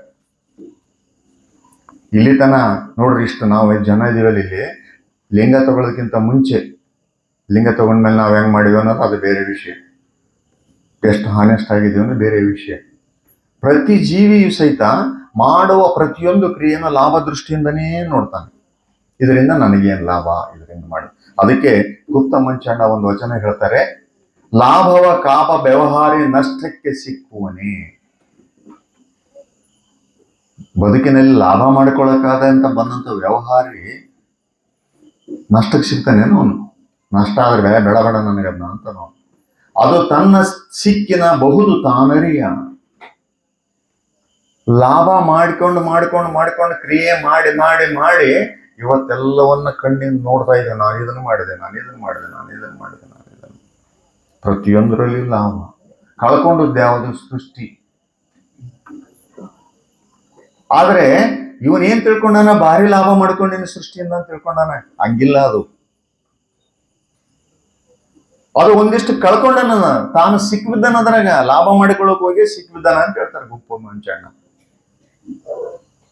ಅದಕ್ಕಾಗಿ ಇಲ್ಲಿ ಹೆಂಗಿದೆ ಈ ಲಾಭ ನಷ್ಟದ ವ್ಯವಹಾರ ಅಂದ್ರೆ, ಇದು ದಿವಾರಾತ್ರಿ ಅಂತ ಇದೆ. ಹಗಲು ಇರುಳಮದೇ ಇಲ್ಲ ಇದಕ್ಕೆ. ಮಾಟ ಕೂಟ ಹೆಂಗೈತೆ, ರಾತ್ರಿ ಒಂದೊಂದ್ಸಲ ಕೆಲಸಕ್ಕೆ ಬರಲ್ಲ, ಲಾಭ ಆಗ್ತದ ಬಹಳ ಅಂದ್ರೆ ಹಗಲಿ ರಾತ್ರಿ ನಿದ್ದೆ ಇಲ್ಲ, ನೇರಳಿಕಿಲ್ಲ, ದೇಹದ ಪರಿವಿಲ್ಲ, ಹಂಗ್ ಮಾಡಿವಲ್ಲ. ಆದ್ರೆ ನಿಜವಾದ ಮಾಟ ಯಾವುದು, ನಿಜವಾದ ಕೂಟ ಯಾವುದು? ಮಾಟರತ್ನ ಬೇಡಂದಿಲ್ಲ ಅವರು. ಆದರೆ ನೀನು ಯಾವುದನ್ನ ಸತ್ಯ ಅಂತ ತಿಳಿದು ಮಾಡು, ಅದು ಮಾಟ. ಯಾರೊಡನೆ ಕೂಡಿದ ಮಾಟ? ದೇವನೊಡನೆ ಕೂಡಿದ ಮಾಟ. ಕೂತಿದ್ದಾನೆ. ಇಂತಿ ಲಾಭ ನಷ್ಟವ ಬಿಟ್ಟು, ಇದಕ್ಕೆ ಸುಚಿತ್ತ ಅಂತ ಕರಿತಾರೆ ಅವರು ಗುಪ್ತ ಮಂಚಣ್ಣ. ದೇವನೊಡನೆ, ದೇವರ ಅನುಜ್ಞೆಯೊಡನೆ ನೀನು ಏನಾದ್ರೂ ಕ್ರಿಯೆ ಮಾಡಿದೆ ಅಂದ್ರೆ, ಆತನಿಗೆ ಸಮರ್ಪಿಸಿ ಕ್ರಿಯೆ ಮಾಡಿದ್ವಿ, ಆತನ ಸಮರ್ಪಿಸಿ ವ್ಯಾಪಾರ ಮಾಡಿದ್ವಿ, ಆತನಿಗೆ ಸಮರ್ಪಿಸಿ ನೌಕರಿ ಮಾಡಿದೆ ಅಂದ್ರೆ ಆವಾಗ ನಿನಗೆ ಅದು ಸುಚಿತ್ತ ಆಗುತ್ತೆ. ಆವಾಗ ನಿನಗೆ ಲಾಭ ಅನ್ನೋದು ಇದೆಯೇ ಹೊರತು ನಷ್ಟ ಅಂತಕ್ಕಂಥದ್ದು ಇಲ್ಲ. ಇದು ಗುಪ್ತ ಮಂಚಣ್ಣನವರ ವಚನ. ನಮ್ಮನ್ನೆಲ್ಲ ಚೆನ್ನಾಗಿ ನೋಡಿದ್ರು ಶರಣರು, ಇವನು ಹೆಂಗಿದ್ದಾನೆ ಅಂತಕ್ಕಂಥ. ಸರಿ, ಈ ರೀತಿ ದೇವನೊಡನೆ ಕ್ರಿಯೆ ಮಾಡೋದಕ್ಕೆ ಏನ್ ಮಾಡಬೇಕು? ಯಾಕೆ ನಮಗೆ ಈ ರೀತಿ ನಷ್ಟ ಆಗಿದೆ ಅಂತ ಅಂದ್ರೆ, ವಚನಕಾರರು ಅದಕ್ಕೂ ಉತ್ತರ ಕೊಟ್ಟಾರ, ಪ್ರತಿಯೊಂದಕ್ಕೂ ಉತ್ತರ ಕೊಟ್ಟಾರ. ಚನ್ನಬಸವಣ್ಣ ಹೇಳ್ತಾರೆ, ಕೆಟ್ಟು ಹೋಗಿದೆ ನಮ್ಮ ಅರಿವು, ಪವನದ ಕಡೆಯಿಂದ ಪರಿಮಳ ಬೀಸರವಾಯಿತು. ಪವನದ ಕಾರಣದಿಂದ ಪರಿಮಳ ಬೀಸರವಾಯಿತು. ಹೂವಿನಿಂದ ಒಂದು ಪರಿಮಳ ಹರಳಿತೆ ಅಂತ ಇಟ್ಕೊಳ್ರಿ, ಸುಗಂಧ ಬರ್ತಾ ಇರ್ತದೆ. ಒಂದು ಬಹಳ ದೊಡ್ಡ ಬಿರುಗಾಳಿ ಬಂತಂತ ಇಟ್ಕೊಳ್ರಿ, ಅಲ್ಲಿ ವಾಸನೆ ನೀರಾಗಲಿ ಕಿತ್ಕೊಂಡು ಹೋಗ್ಬಿಡ್ತೈತಲ್ಲ. ಬೀಸರ ಆಗದಂದ್ರೆ ಅದೇ ಕೆಟ್ಟು ಹೋಗ್ತಕ್ಕಂಥದ್ದು, ಸ್ಪ್ರೆಡ್ ಆಗ್ತಕ್ಕಂಥದ್ದು, ಹಾನಿ ಆಗ್ತಕ್ಕಂಥದ್ದು. ನುಡಿಗಡಣದಿಂದ ಅನುಭವ ಬೀಸರವಾಯಿತು ನಮಗೆ ಹೇಳ್ಯಾರ. ಎಲ್ಲಿ ಯಾವುದರಲ್ಲಿ ನನ್ನ ಮಾತು ನಿಜವಾದ ನೆಲೆಯಲ್ಲಿ ಬೀಳುತ್ತೋ ಅನ್ನೋದನ್ನು ಅರಿವಿಲ್ಲದೆ ಮಾತಾಡ್ತೀವಲ್ಲ, ಒಳಗಿನ ಅರಿವು ಬೀಸರ ಆಗ್ತೈತೆ ಅಂತ ಹೇಳ್ತಾರೆ, ಕೆಟ್ಟು ಹೋಗ್ತೈತೆ ಅಂತ ಹೇಳ್ತಾರೆ. ಅದಕ್ಕಾಗಿ ಮಾತನಾಡುವಲ್ಲಿ ನಾವು ಎಲ್ಲಿ ಬೇಕಲ್ಲೇ ಶಿಕ್ಷಕಲ್ಲಿ ಮೈಕ್ ಕೂಡಲೇ ಶುರು ಮಾಡಿಕೊಂಡ್ವಿ ಅಂದ್ರೆ ಅದರ ನಷ್ಟ ನಮಗೆ. ವಚನ ಹೇಳ್ತಿತ್ತು, ನಾನು ಹೇಳೋದಲ್ಲ. ಮಾಟದ ಬೆರಕೆಯಿಂದ ಭಕ್ತಿ ಬೇಸರವಾಯಿತು. ಮಾಡುವ ಕೆಲಸದಲ್ಲಿ ಏನಾಗಿದೆ, ಭಕ್ತಿ ಇಲ್ಲ. ಲಾಭದ ದೃಷ್ಟಿಕೋನ ಎಲ್ಲೈತೋ ಅಲ್ಲಿ ಭಕ್ತಿ ಇಲ್ಲ. ಭಕ್ತಿ ಎಲ್ಲಿರುತ್ತೆ ಹೇಳ್ರಿ? ಬೆಳಗ್ಗೆ ಎದ್ದುಗೊಳ್ಳೆ ನಾನು ಎಲ್ಲಾದ್ರೂ ಒಂದು ಅಂಗಡಿಗೆ ಹೋದಂದ್ರೆ ಇವತ್ತು ಎಷ್ಟು ತಗೊಂಡ್ಬರ್ತೀನಿ ಅನ್ನೋ ದೃಷ್ಟಿಯಿಂದ ಹೋದೆ ನಾನು ಅಂತಂದ್ರೆ ಭಕ್ತಿ ಇಲ್ಲಿದೆ ಅಲ್ಲಿ? ಇಲ್ವಲ್ಲ. ಅದಕ್ಕಾಗಿ ಮಾಟ ಏನಿದೆಯಲ್ಲ, ಆ ಮಾಟ ಹೆಂಗೈತಲ್ಲ ಅದನ್ನ ಸರಿಯಾಗಿ ಮಾಡಬೇಕು ಅಂತಕ್ಕಂಥದ್ದು. ಸಣ್ಣದೇ ಆಗಲಿ ಕೆಲಸ, ದೊಡ್ಡದೇ ಆಗಲಿ. ಅದಕ್ಕೆ ಓಶೋ ಒಂದು ಕಡೆ ಒಂದು ಎಕ್ಸಾಂಪಲ್ ಹೇಳ್ತಿದ್ರು ತಮ್ಮ ಪುಸ್ತಕದಲ್ಲಿ, ಜಾಸ್ತಿ ಅವ್ರನ್ನ ಇದನ್ನು ಕೇಳಿದಾಗ. ದೊಡ್ಡ ಶ್ರೀಮಂತ ಒಂದು ಮನೆ ಕಟ್ಟಿದ್ದಂತೆ. ಅದರ ಮುಂದೆ ಮನೆ ಮುಂದೆ ಒಂದು ದೊಡ್ಡ ತೋಟ ಮಾಡಿದ್ದ. ತೋಟದೊಳಗೆ ಸಾಯಂಕಾಲ ಸಿಕ್ಕಾಪಟ್ಟೆ ಟೆನ್ಷನ್. ಶ್ರೀಮಂತರ ಅಂದ್ಕೊಂಡು ಟೆನ್ಷನ್ ಜಾಸ್ತಿ ಇರ್ತಾವ ನೋಡ್ರಿ, ವ್ಯವಹಾರ ಅವು ಇವು. ಸಾಯಂಕಾಲ ಬಂದ ಆ ತೋಟದಾಗ ಹೂವಿನ ಎಲ್ಲವನ್ನ ತೋಟದ ಮಧ್ಯೆ ಕುಂದಿರ್ತಿದ್ನಂತೆ. ಕುತ್ಕೊಂಡಾಗ ಅಷ್ಟೊತ್ತಿಗೆ ಆ ತೋಟ ನೋಡ್ಕೊಳಕ ಇಬ್ಬರು ಮಾಲಿಗಳನ್ನ ಇಟ್ಟಿದ್ನಂತೆ. ನೀರು ಹಾಕೋದಕ್ಕೆ, ಅವಕ್ಕೆಲ್ಲ ಸ್ವಚ್ಛ ಮಾಡಕ್ಕೆ, ಅಲ್ಲೆಲ್ಲ ಹೂವುಗಳು ಅರಳಿರ್ತಿದ್ವು. ಆದರೆ ಓಶೋ ಹೇಳ್ತಾನೆ, ಅರಳಿದ ಹೂವಿನ ಸೌಂದರ್ಯ ಸುಗಂಧವನ್ನ ಮಾಲಿಯೂ ಅನುಭವಿಸಲಿಲ್ಲ, ಮಾಲಕನೂ ಅನುಭವಿಸಲಿಲ್ಲ. ಭಾಳ ಚಂದ ಹೇಳ್ತಾನ. ಬಂದು ಕುಂತ ಮೇಲೆ ಇವನಿಗೆ ಮತ್ತೆ ಅದೇ ಚಿಂತೆ, ಯಾವ್ಯಾವ್ದು ಏನನ್ನ ಲಾಭ ಆಗಿತ್ತು, ಏನ್ ನಷ್ಟ ಆಗಿತ್ತು. ಅಲ್ಲಿ ಹೂವಿನ ಮಗ್ಲೆ ಕುಂತಾನ, ವಾಸನೆ ಬರೋದು ಅವನಿಗೆ. ಹೂವಿನ ಸುಂದರವಾದ ಹೂವಿನ ಮುಂದೆ ಕುಂತಾನ, ಆ ರೂಪ ತಗೊಳಕ್ಕಾಗೋದು. ಇಷ್ಟೆಲ್ಲ ಖರ್ಚು ಮಾಡ್ಯಾನ. ಸರಿ ಬಿಡಪ್ಪ, ಇವನಂತೂ ದುಡ್ಡಿನ್ಯಾಗ ಮುಳುಗ್ಯಾನ, ಇವನಿಗೆ ಸಿಕ್ಕಿಲ್ಲ ಅಂತ ಇಟ್ಟುಕೊಳ್ಳೋಣ. ದಿನ 500 ರೂಪಾಯಿ ಇಸ್ಕೊಂಡು ಕೂಲಿ ಮಾಡೋವನಾದ್ರೆ ಅದನ್ನ ಅನುಭವಿಸ ನಾನು. ಅವನಿಗೆ ಚಿಂತೆ 5 ಗಂಟೆ ಯಾವಾಗ ಆಯ್ತು, ನಾನು ಮನೆಗೆ ಯಾವಾಗ ಹೋದೇನು, ಯಾವಾಗ ಸಾವುಕಾರ ಕೂಲಿ ಕೊಟ್ಟಾನು, ಯಾವಾಗ ಮನೆಗೆ ಹೋದೇನು. ಅವನಾದರೂ ಆ ಹೂವಿನ ಸುಗಂಧ ಅನುಭವಿಸೋಣ ಅಂತ ಮಾಡ್ರಿ ನೀವು. ಸಾವುಕಾರ ಬರಲ್ಲಿ ತಾನ ಎಲ್ಲಾನ ಹೋಗಿ ಮೈಗಳತನ ಮಾಡೋದು, ಬಂದು ಕೂಡಲೇ ಕೆಲಸ ಮಾಡಿದಂಗೆ ಮಾಡೋದು. ಇದು ನಮ್ಮ ಮಾಟದಿಂದ ಭಕ್ತಿ ನಷ್ಟವಾಯಿತು. ಅದಕ್ಕಾಗಿ ನಮ್ಮ ಕೆಲಸ ಏನೈತಲ್ಲ, ಸಂಪೂರ್ಣವಾಗಿ ಭಾವಪೂರ್ಣವಾಗಿ ಏನಾದರೂ ತಗೊಂಡು ಮಾಡಿದರೆ ಆ ಮಾಟದ ಮೂಲಕನೇ ನಾನು ಶಿವನನ್ನು ಮುಟ್ಟಬಹುದು. ಶರಣರು ಹೇಳಿದ್ದನ್ನೇ, ನೀನು ಮಾಡುವ ಕ್ರಿಯೆ ಮೂಲಕನೇ ಶಿವನನ್ನು ತಲುಪಬೇಕು ಹೊರತು ನಿನಗೆ ಕಾಯಕ ಇಲ್ಲದಿದ್ರೆ ನೀನು ಶಿವನನ್ನ ತಲುಪಲಾರೆ. ಮತ್ತೆ ಮುಂದೆ ಹೇಳ್ತಾರೆ, ಕೊಟ್ಟಿದ್ದ ಕೂಟದ ಬೆರಕೆಯಿಂದ ಅರಿವು ಬೇಸರವಾಯಿತು. ಯಾವುದನ್ನು ಕೂಡಿದೀವಿ ನಾವು? ನಮ್ಮ ಮಾಟದಲ್ಲಿ ಯಾವುದನ್ನು ಕೂಡಿದೀವಿ ಅಂದ್ರೆ ಮಾಯಾವರಣವನ್ನ ಕೂಡಿದೀವಿ. ಮಾಯಾವರಣವನ್ನ ಕೂಡಿದ ಕಾರಣ ಅರಿವೇನಾಯ್ತು? ನಷ್ಟ ಆಯ್ತು. ಪ್ರತಿದಿನ ನಾವು ನಮಗೆ ನಡೀತಕ್ಕಂಥ ಕೆಲಸವನ್ನ ಇಲ್ಲಿ ಹೇಳಿದಾರೆ ಅವರು. ಸೂಕ್ಷ್ಮ ಪಥವು ಸಾಮಾನ್ಯರಿಗೆ ಸಾಧ್ಯವೇ. ಕೂಡಲ ಚೆನ್ನ ಸಂಗಯ್ಯ ಶರಣರಿಗೆ ಅಲ್ಲದಿಲ್ಲ. ಸಾಧ್ಯತೆಯಲ್ಲಿದೆ. ಬಟ್ ಒಂದೇನಂದ್ರೆ, ಈ ರೀತಿ ಅವ್ರಿಗೆ ಹೇಳಿಬಿಟ್ರೆ ಹೆಂಗಾಯ್ತಂತ. ಈಗ ಹೇಳ್ತಾರೆ ಇನ್ನೊಬ್ರು, ಶರಣರು ಹೇಳಿದ್ದ ಹೆಂಗೆ ಮಾರ್ಗ ಏನಂದ್ರೆ, ಅಲ್ಲಮರೆ ಹೇಳ್ತಾರೆ, ಮಾಡುವ ಮಾಟದಿಂದವೇ ಬೇರೊಂದ ಅರಿಯಬೇಕು ನಿರ್ಧಾರ. ನಿನ್ನ ಕೆಲಸ ಮಾಡೋದ್ರ ಮೂಲಕನೇ ಪರವಸ್ತುವಿನ ಅರಿಬೇಕೆ ಹೊರತು ಅದನ್ನ ಬಿಟ್ಟು ಇಲ್ಲ. ಮಾಡುವ ಮಾಟದಿಂದಲೇ ಬೇರೊಂದು ಅರಿಯಬೇಕು, ಅರಿವಿಂಗೆ ನೆಮ್ಮಗೆ ಒಡಗೂಡಬೇಕು. ನೆಮ್ಮಗೆ ಅಂದ್ರೆ ಅರಿವು ನಿರಾಕಾರ ಇದೆ, ಅದಕ್ಕೊಂದಿಷ್ಟು ಒಡಗೂಡುವಿಕೆ ಆಶ್ರಯ ಬೇಕಾತಂದ್ರೆ ನೀನೇನ್ ಮಾಡಬೇಕು? ಅದನ್ನ ಒಡಗೂಡೋದಕ್ಕೆ ಕ್ರಿಯೆ ಮಾಡಲೇಬೇಕು. ಕ್ರಿಯೆ ಮಾಡುವಲ್ಲೇ ನಿನ್ನ ಅರಿವು ಸಂಪೂರ್ಣತೆ ಪಡೆಯುತ್ತೆ ಹೊರತು ಕ್ರಿಯೆ ಇಲ್ಲದೆ ನಿನ್ನ ಅರಿವು ತಗೊಂಡು ಮಾಡೋದಾದ್ರೆ ಏನೈತಿ? ಬಯಲ ಭ್ರಮೆ ಕಳೆದು ನಮ್ಮ ಗುಹೇಶ್ವರ ಲಿಂಗದಲ್ಲಿ ನಿಜ ಪಯರುವ ನೈದಿವದು ಮಾರಯ್ಯ. ನಿಜ ಪದವಿಗೆ ಹೋಗ್ಬೇಕಾದ್ರೆ ಕೆಲಸ ಮಾಡೋಣ. ಯಾವ ರೀತಿ ಕೆಲಸ ಮಾಡಂದ್ರೆ ಆ ಪರವಸ್ತುವನ್ನ ನಂಬಿನೇ ಕೆಲಸ ಮಾಡೋದು. ಹಾಗಾದ್ರೆ ಈ ಪರವಸ್ತುವನ್ನ ಯಾವ ರೀತಿ ನಾವು ಆ ಮಾಟದಲ್ಲಿ ಆ ಪರವಸ್ತುವನ್ನ ಬೆರೆಸ್ಬೇಕು ಅನ್ನೋದ್ರ ಬಗ್ಗೆನೂ ಸಹಿತ ವಚನಕಾರ ಹೇಳ್ಯಾರ. ನೆನ್ಪಿಟ್ಕೊಂಡ್ರೆ, ಈಗ ನಾನು ಕೆಲಸ ಮಾಡಕ್ಕೆ ರೆಡಿ ಇದ್ದೀನಪ್ಪ. ಹಿಂಗೆ ನಾನು ನನ್ನ ಕೆಲಸವನ್ನು, ನನಗೆ ವ್ಯಾಪಾರಿನೋ, ನೌಕರಿ ಮಾಡೋನು, ಕೃಷಿ ಕಾಯಕನು, ಯಾವುದೋ ಒಂದು ಕಾಯಕ ಐತಿ, ಅಥವಾ ಮನೆ ಕೆಲಸನೋ ಯಾವುದೋ ಒಂದು ಐತಿ. ಇದನ್ನ ಸಾರ್ಥಕ ಮಾಡಿ ದೇವನ ಪೂಜೆ ಅನ್ನೋ ರೀತಿಯಲ್ಲಿ ಹೆಂಗ್ ಪರಿವರ್ತನೆ ಮಾಡ್ಕೋಬೇಕು ಅನ್ನೋದ್ರ ಬಗ್ಗೆನೂ ಸಹಿತ ಹೇಳ್ತಾರೆ. ತಂಗಾಳಿ ಪರಿಮಳದೊಡಗೂಡಿ ಸುಳಿಯುವಂತೆ ಸುಳಿಯಾಗಿ ಸುಳಿಯಬೇಕು. ಸಹಜ ಮಾಟವ ಮಾಡಬೇಕು. ನಿಂದು ಭಕ್ತಿಲಾಗಲರಿದವನು, ಸುಳಿದು ಜಂಗಮವಾಗಲಾರದವನು ಈ ಉಭಯ ಭ್ರಷ್ಟರ ನೀನೆಂಬಿ ಗುಹೇಶ್ವರ. ಎರಡು ಮಾನವನಿಗೆ ಕ್ರಿಯೆಗಳು ನೆನ್ಪಿಟ್ಕೊಳ್ರಿ ನೀವು. ನಮಗೆ ಯಾರ ಜೊತೆಗೆ ನಿಲ್ತೀವಿ ನಾವು? ನನ್ನ ಬಂಧು ಬಳಗ ಸಂಬಂಧ ಆಸ್ತಿ ಅಡುವಿನ ಜೊತೆ ನಿಲ್ತೀವಲ್ಲ, ಯಾರ ಜೊತೆ ಇದ್ರು ಸಹಿತ ಹೆಂಗಿರ್ಬೇಕಂದ್ರೆ ನೀನು ಭಕ್ತನಾಗಿ ನಿಲ್ಲಬೇಕು. ಭಕ್ತನಾಗಿ ನಿಲ್ಲೋದಂದ್ರೆ ಏನು? ನನ್ನ ಸ್ವರೂಪ ಅರ್ಥಾಗನೇ ಭಕ್ತನಾಗಿ ನಿಲ್ಲಕ್ ಬರ್ತೈತಿ. ಮೋಹದಿಂದ ನಿಲ್ಲೋದಲ್ಲ, ಆಶೆಯಿಂದ ನಿಲ್ಲೋದಲ್ಲ. ಅದಕ್ಕೆ ಮಾರ್ಗ ಕ್ರಿಯೆಯಲ್ಲಿ ಭಕ್ತಿಯನ್ನ ಕಲಿಸ್ತಾರೆ. ಅದಕ್ಕೆ ಭಕ್ತ ಮಹೇಶ ಪ್ರಸಾದ್ ಎಲ್ಲಿ 3 ನೀನು ಹೆಂಗ್ ಭಕ್ತನಾಗಿ ನಿಲ್ಬೇಕಂತ ಕಲಿಸೋದೇ ಮಾರ್ಗ ಕ್ರಿಯೆ. ಈ ಮಾರ್ಗ ಕ್ರಿಯೆ ಮೀರಿದ ಕೂಡಲೇನೆ ಆತ ಏನಾಗ್ತಾನೆ? ಜಂಗಮನಾಗ್ತಾನೆ. ಅವಾಗ ಸುಳಿತಾನೆ, ತಿರುಗಾಡ್ತಾನೆ. ನೀವೆಲ್ಲ ತಿರುಗಾಡ್ತವಲ್ಲ ಎಲ್ಲ ಕಡೆ. ತಿರುಗಾಡ್ದಾಗ ಹೆಂಗ್ ತಿರುಗಾಡ್ಬೇಕಂದ್ರೆ ಯಾವುದೇ ಆಶೆ ಆಮಿಷಗಳಿಲ್ಲದೆ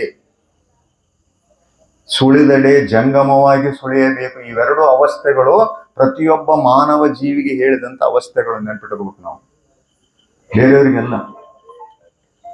ಇವೆರಡು ಆದಾಗ ಮಾತ್ರ ಆ ಭಕ್ತಿಗೆ ಪೂರ್ಣತೆ ಅಂತಕ್ಕಂಥ ಮಾತನ್ನ ಅಲ್ಲಮ್ಮ ಪ್ರಭುಗಳು ಹೇಳ್ತಾರೆ. ಈ ಕಾರಣಕ್ಕೆ ನಾವು ಏನ್ ಮಾಡ್ಬೇಕಂದ್ರೆ ಇವೆರಡು ಆಗ್ಬೇಕಾದ್ರೆ ಆಶ್ರಯಿಸಬೇಕಾಗಿದ್ದೆ ಲಿಂಗವನ್ನ. ಆ ಬೆಳಕು ನನ್ನ ಮನಸ್ಸಿಗೆ ಸಂಪೂರ್ಣವಾಗಿ ಆವರಿಸ್ತಂತ ಹೇಳಿದ್ರೆ ಈ ಭಕ್ತ ಮತ್ತು ಜಂಗಮ ಎರಡೂ ನನ್ನೊಳಗೆ ವಿಕಾಸ ಆಗ್ತದೆ. ಹೊರಗಿಲ್ಲವರು ನನ್ನಿಂದ. ಪ್ರತಿಯೊಬ್ಬರು ಸಹಿತ ಜಂಗಮ ಸ್ವರೂಪಿಗಳು, ಪ್ರತಿಯೊಬ್ಬರು ಸಹಿತ ಭಕ್ತರು. ನೆನ್ಪಿಟ್ಕೋಬೇಕು. ಯಾಕಂದ್ರೆ ಭಕ್ತನೊಳಗನೆ ಗುರುವಿದೆ, ಭಕ್ತನೊಳಗನೆ ಲಿಂಗವಿದೆ, ಭಕ್ತನೊಳಗನೆ ಜಂಗಮವಿದೆ. ಭಕ್ತನ ಬಿಟ್ಟು ಇವು 3 ಅಸ್ತಿತ್ವನೇ ಇಲ್ಲ. ಈ ನೆಲೆಯಲ್ಲಿ ಕೂಡುವುದಂದ್ರೆ ಕೂಟ.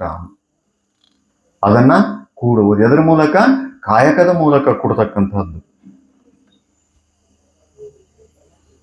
ಈ ನೆಲೆಯಲ್ಲಿ ನೋಡಿದಾಗ ಕಾಯಕ ಹೆಂಗ್ ಮಾಡ್ಬೇಕಂತ ಅನ್ಸುತ್ತೆ ಹೇಳ್ತಾರೆ. ಮೈ ಮರಿಬೇಕು ನೀನು ಅದರೊಳಗೆ. ನೀನಿಲ್ಲದೆ ಕಾಯಕ ಮಾಡ್ಬೇಕು. ಅದ್ರಾಗ ನಾನೇನನ್ನ ಇದೀನಿ ಅಂತಂದ್ರೆ ಅದು ಕಾಯಕ ಆಗಲ್ಲ. ಹಂಗ್ ಮಾಡೋದು ಹೆಂಗಂತಂದ್ರೆ, ನಾನಿಲ್ಲದೆ ಮಾಡೋದೇನಂತಂದ್ರೆ ಭೌತಿಕವಾಗಿ ನೀವಿರ್ತೀರಿ, ಆದ್ರೆ ನಾನು ಮಾಡ್ತಾ ಇದ್ದೇನೆ ಅನ್ನೋ ಭಾವ ಹೋಗ್ಬೇಕು. ಎಲ್ಲವನ್ನೂ ಪರವಸ್ತುವಿನ ಆ ಸಂಬಂಧ ಏನೈತಲ್ಲ, ಲಿಂಕ್ ಏನೈತಲ್ಲ, ಬೆಳಗ್ಗೆ ಪೂಜೆ ಮಾಡಿದ ಆ ಲಿಂಕ್ ಐತಲ್ಲ, ಅದೇ ಲಿಂಕ್ನೊಳಗನೆ ನೀನು ಕಾಯಕ ಮಾಡಬೇಕು. ಒಬ್ಬ ಶಿಕ್ಷಕನಾದ್ರೆ ಕಣ್ಣಿಗೆ ಎದುರಿಗಿದ್ದಂತ ಮಕ್ಕಳೆಲ್ಲರೂ ಸಹಿತ ಜಂಗಮ ಸ್ವರೂಪಿಗಳು. ಒಬ್ಬ ನೌಕರಿ ಮಾಡೋನಾದ್ರೆ ತನ್ನ ಸಂಪರ್ಕಕ್ಕೆ ಯಾರ್ಯಾರು ಬರ್ತಾರೆ ಅವರೆಲ್ಲರೂ ಸಹಿತ ಜಂಗಮ ಸ್ವರೂಪಿಗಳು ಅಂತ ಮಾಡ್ಬೇಕಾಗ್ತದೆ. ವ್ಯಾಪಾರಿಗಳು ಅಷ್ಟೇ, ಮನೆಗೆಲಸ ಮಾಡ್ತಕ್ಕಂಥ ತಾಯಂದಿರು ಅಷ್ಟೇ, ಅಲ್ಲಿರ್ತಕ್ಕಂಥ ಮನೆಯಲ್ಲಿ ಇರ್ತಕ್ಕಂಥವ್ರೆಲ್ಲರೂ ಸಹಿತ ಆ ಸ್ವರೂಪಿಗಳಂತಕ್ಕಂಥ ತಿಳಿದು ಮಾಡ್ಬೇಕಾಗ್ತದೆ. ಅವಾಗ ಇದಕ್ಕೆ ಮುನ್ನಡೆಗೆ ದಾರಿ ಆಗ್ತೈತಿ. ಕೂಟ ಅದೇ ದೇವನನ್ನ ಕೂಡುವ ಕೂಟ. ಬರೇ ಒಂದು 15 ನಿಮಿಷ 20 ನಿಮಿಷ ಪೂಜೆ ಮಾಡಿ ಬಂದು ದೇವ್ರ ಪೂಜೆ ಮಾಡಿದ್ರು ಅಂತಲ್ಲ. ದೇವರು ಆ ಯಾವ ಪೂಜೆಗಳಿಗೂ ಸಿಗದ ಆತ ಸಿಗೋದು ಎಲ್ಲಿ ಅಂದ್ರೆ ನೀನು ಮಾಡುವ ಕೆಲಸದಲ್ಲಿ. ಯಾಕಂದ್ರೆ ನೀನು ಕಳಿಸಿಕೊಟ್ಟಿದ್ದೆ ಅದಕ್ಕಾಗಿ. ಏನಂತ?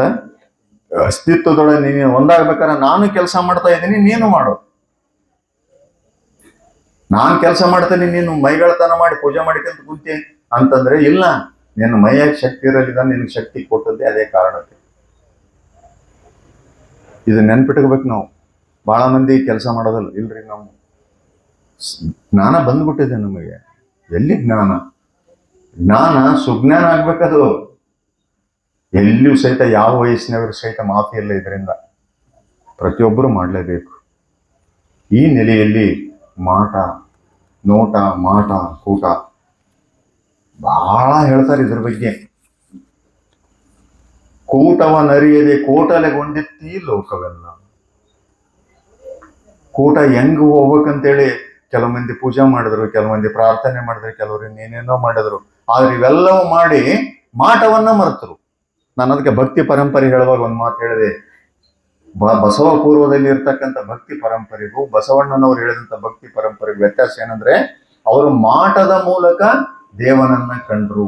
ಭಕ್ತಿ ಅಂದ್ರದು. ಅವರು ಆಚಾರ ಅನ್ನೋದು ಗೊತ್ತಿದ್ದಿಲ್ಲ ಅವ್ರಿಗೆ. ಜ್ಞಾನದ ಮೂಲಕನೇ ನಾನು ದೇವನನ್ನ ಸ್ಮರಿಸ್ತೇನೆ ಅಂತಕ್ಕಂಥ ಮಾತನ್ನು ಅವರು ಅಲ್ಲಿ ಈ ಹಿಂದೆ ಆಗಿರ್ತಕ್ಕಂಥ ಏನು ಭಕ್ತಿ ಪಂಥದ ಹಿರಿಯರಾಗೋದಲ್ಲ ಅವರು ಅದರ ಮೂಲಕ ಅದಕ್ಕಾಗಿ ವ್ಯತ್ಯಾಸ ಇರ್ತಕ್ಕಂಥದ್ದು. ಈ ನೆಲೆಯಲ್ಲಿ ನೋಡಿದಾಗ 9 ಆಗೈತೆ ನೋಡ್ರಿ. ಈ ನೆಲೆಯಲ್ಲಿ ನೋಡಿದಾಗ ಒಂದು ನಾವು ನೆನಪು ಮಾಡ್ಕೋಬೇಕೇನು, ವಚನಗಳು ಬಹಳಷ್ಟಿದೆ ಅದರ ಬಗ್ಗೆ. ಯಾವುದೇ ಬಸವಾನುಯಾಯಿ ಕೆಲಸ ಇಲ್ಲದೆ ದೇವರನ್ನ ಒಲಿಸ್ಕೊಳ್ತೀನಿ ಕೂಡ್ತೀನಿ ಅನ್ನೋದಕ್ಕೆ ಸಾಧ್ಯ ಇಲ್ಲ. ನೆನಪಿಡ್ಬೇಕು, ಎಷ್ಟಾಗ್ತದೆ ನಿಮ್ಗಷ್ಟು ಇದನ್ನ ಸವಿಸ್ಲೇಬೇಕು. ಇದನ್ನ ಹಂಗೆ ಇಟ್ಕೊಂಡು ನಾನು ಎಲ್ಲವನ್ನ ಪಡಿತೀನಿ ಅಂದ್ರೆ ಸಾಧ್ಯ ಇಲ್ಲ. ಕೂಟದ ನೋಟ ಮಾಟ ಕೂಟ. ನೋಟ ಆತನ ಬೆಳಕನ್ನ ಪಡೆಯುವುದಕ್ಕಾಗಿ, ಮಾಟ ಆ ಬೆಳಕನ್ನು ವಿಸ್ತರಿಸುವುದಕ್ಕಾಗಿ, ಕೂಟ ಆತನನ್ನ ಕೂಡುವುದಕ್ಕಾಗಿ. ಇದು ನೋಟ ಮಾಟ ಕೂಟ. ಎಲ್ಲಿಯೂ ಸಹಿತ ಅಲ್ಲಿ ನಾನು ಇಲ್ಲ. ನೋಟದಲ್ಲಿಯೂ ನಾನಿಲ್ಲ, ಮಾಟದಲ್ಲಿಯೂ ನಾನಿಲ್ಲ, ಕೂಟದಲ್ಲಿಯೂ ನಾನಿಲ್ಲ. ನಾನು ಮುಕ್ತ, ನಾನು ಮುಕ್ತ, ನಾನು ಮುಕ್ತ. ಅಷ್ಟು ಸಾಕಂತ ಅನ್ಸುತ್ತೆ. ಯಾಕಂದ್ರೆ ಬೆಳಗ್ಗಿನಿಂದ ನೀವು ಕೇಳಿ ಕೇಳಿ ಕೇಳಿ ಬಹಳ ಟಯರ್ಡ್ ಆಗಿರುತ್ತೆ. ಕೊನೆ ಕ್ಲಾಸ್ಗಳು ಏನಾದವಲ್ಲ ಇವು ಒಂದ್ಸಲ ಹೆಂಗಂದ್ರೆ ಏನ್ ಮಾಡಿದ್ರು ನಿದ್ದೆ ಬರುತ್ತೆ. ಯಾಕಂದ್ರೆ ಟಯರ್ಡ್ ಆಗಿಬಿಟ್ಟಿರ್ತಲ್ಲ ದೇಹ. ಅದಕ್ಕೊಂದು ಮಿತಿ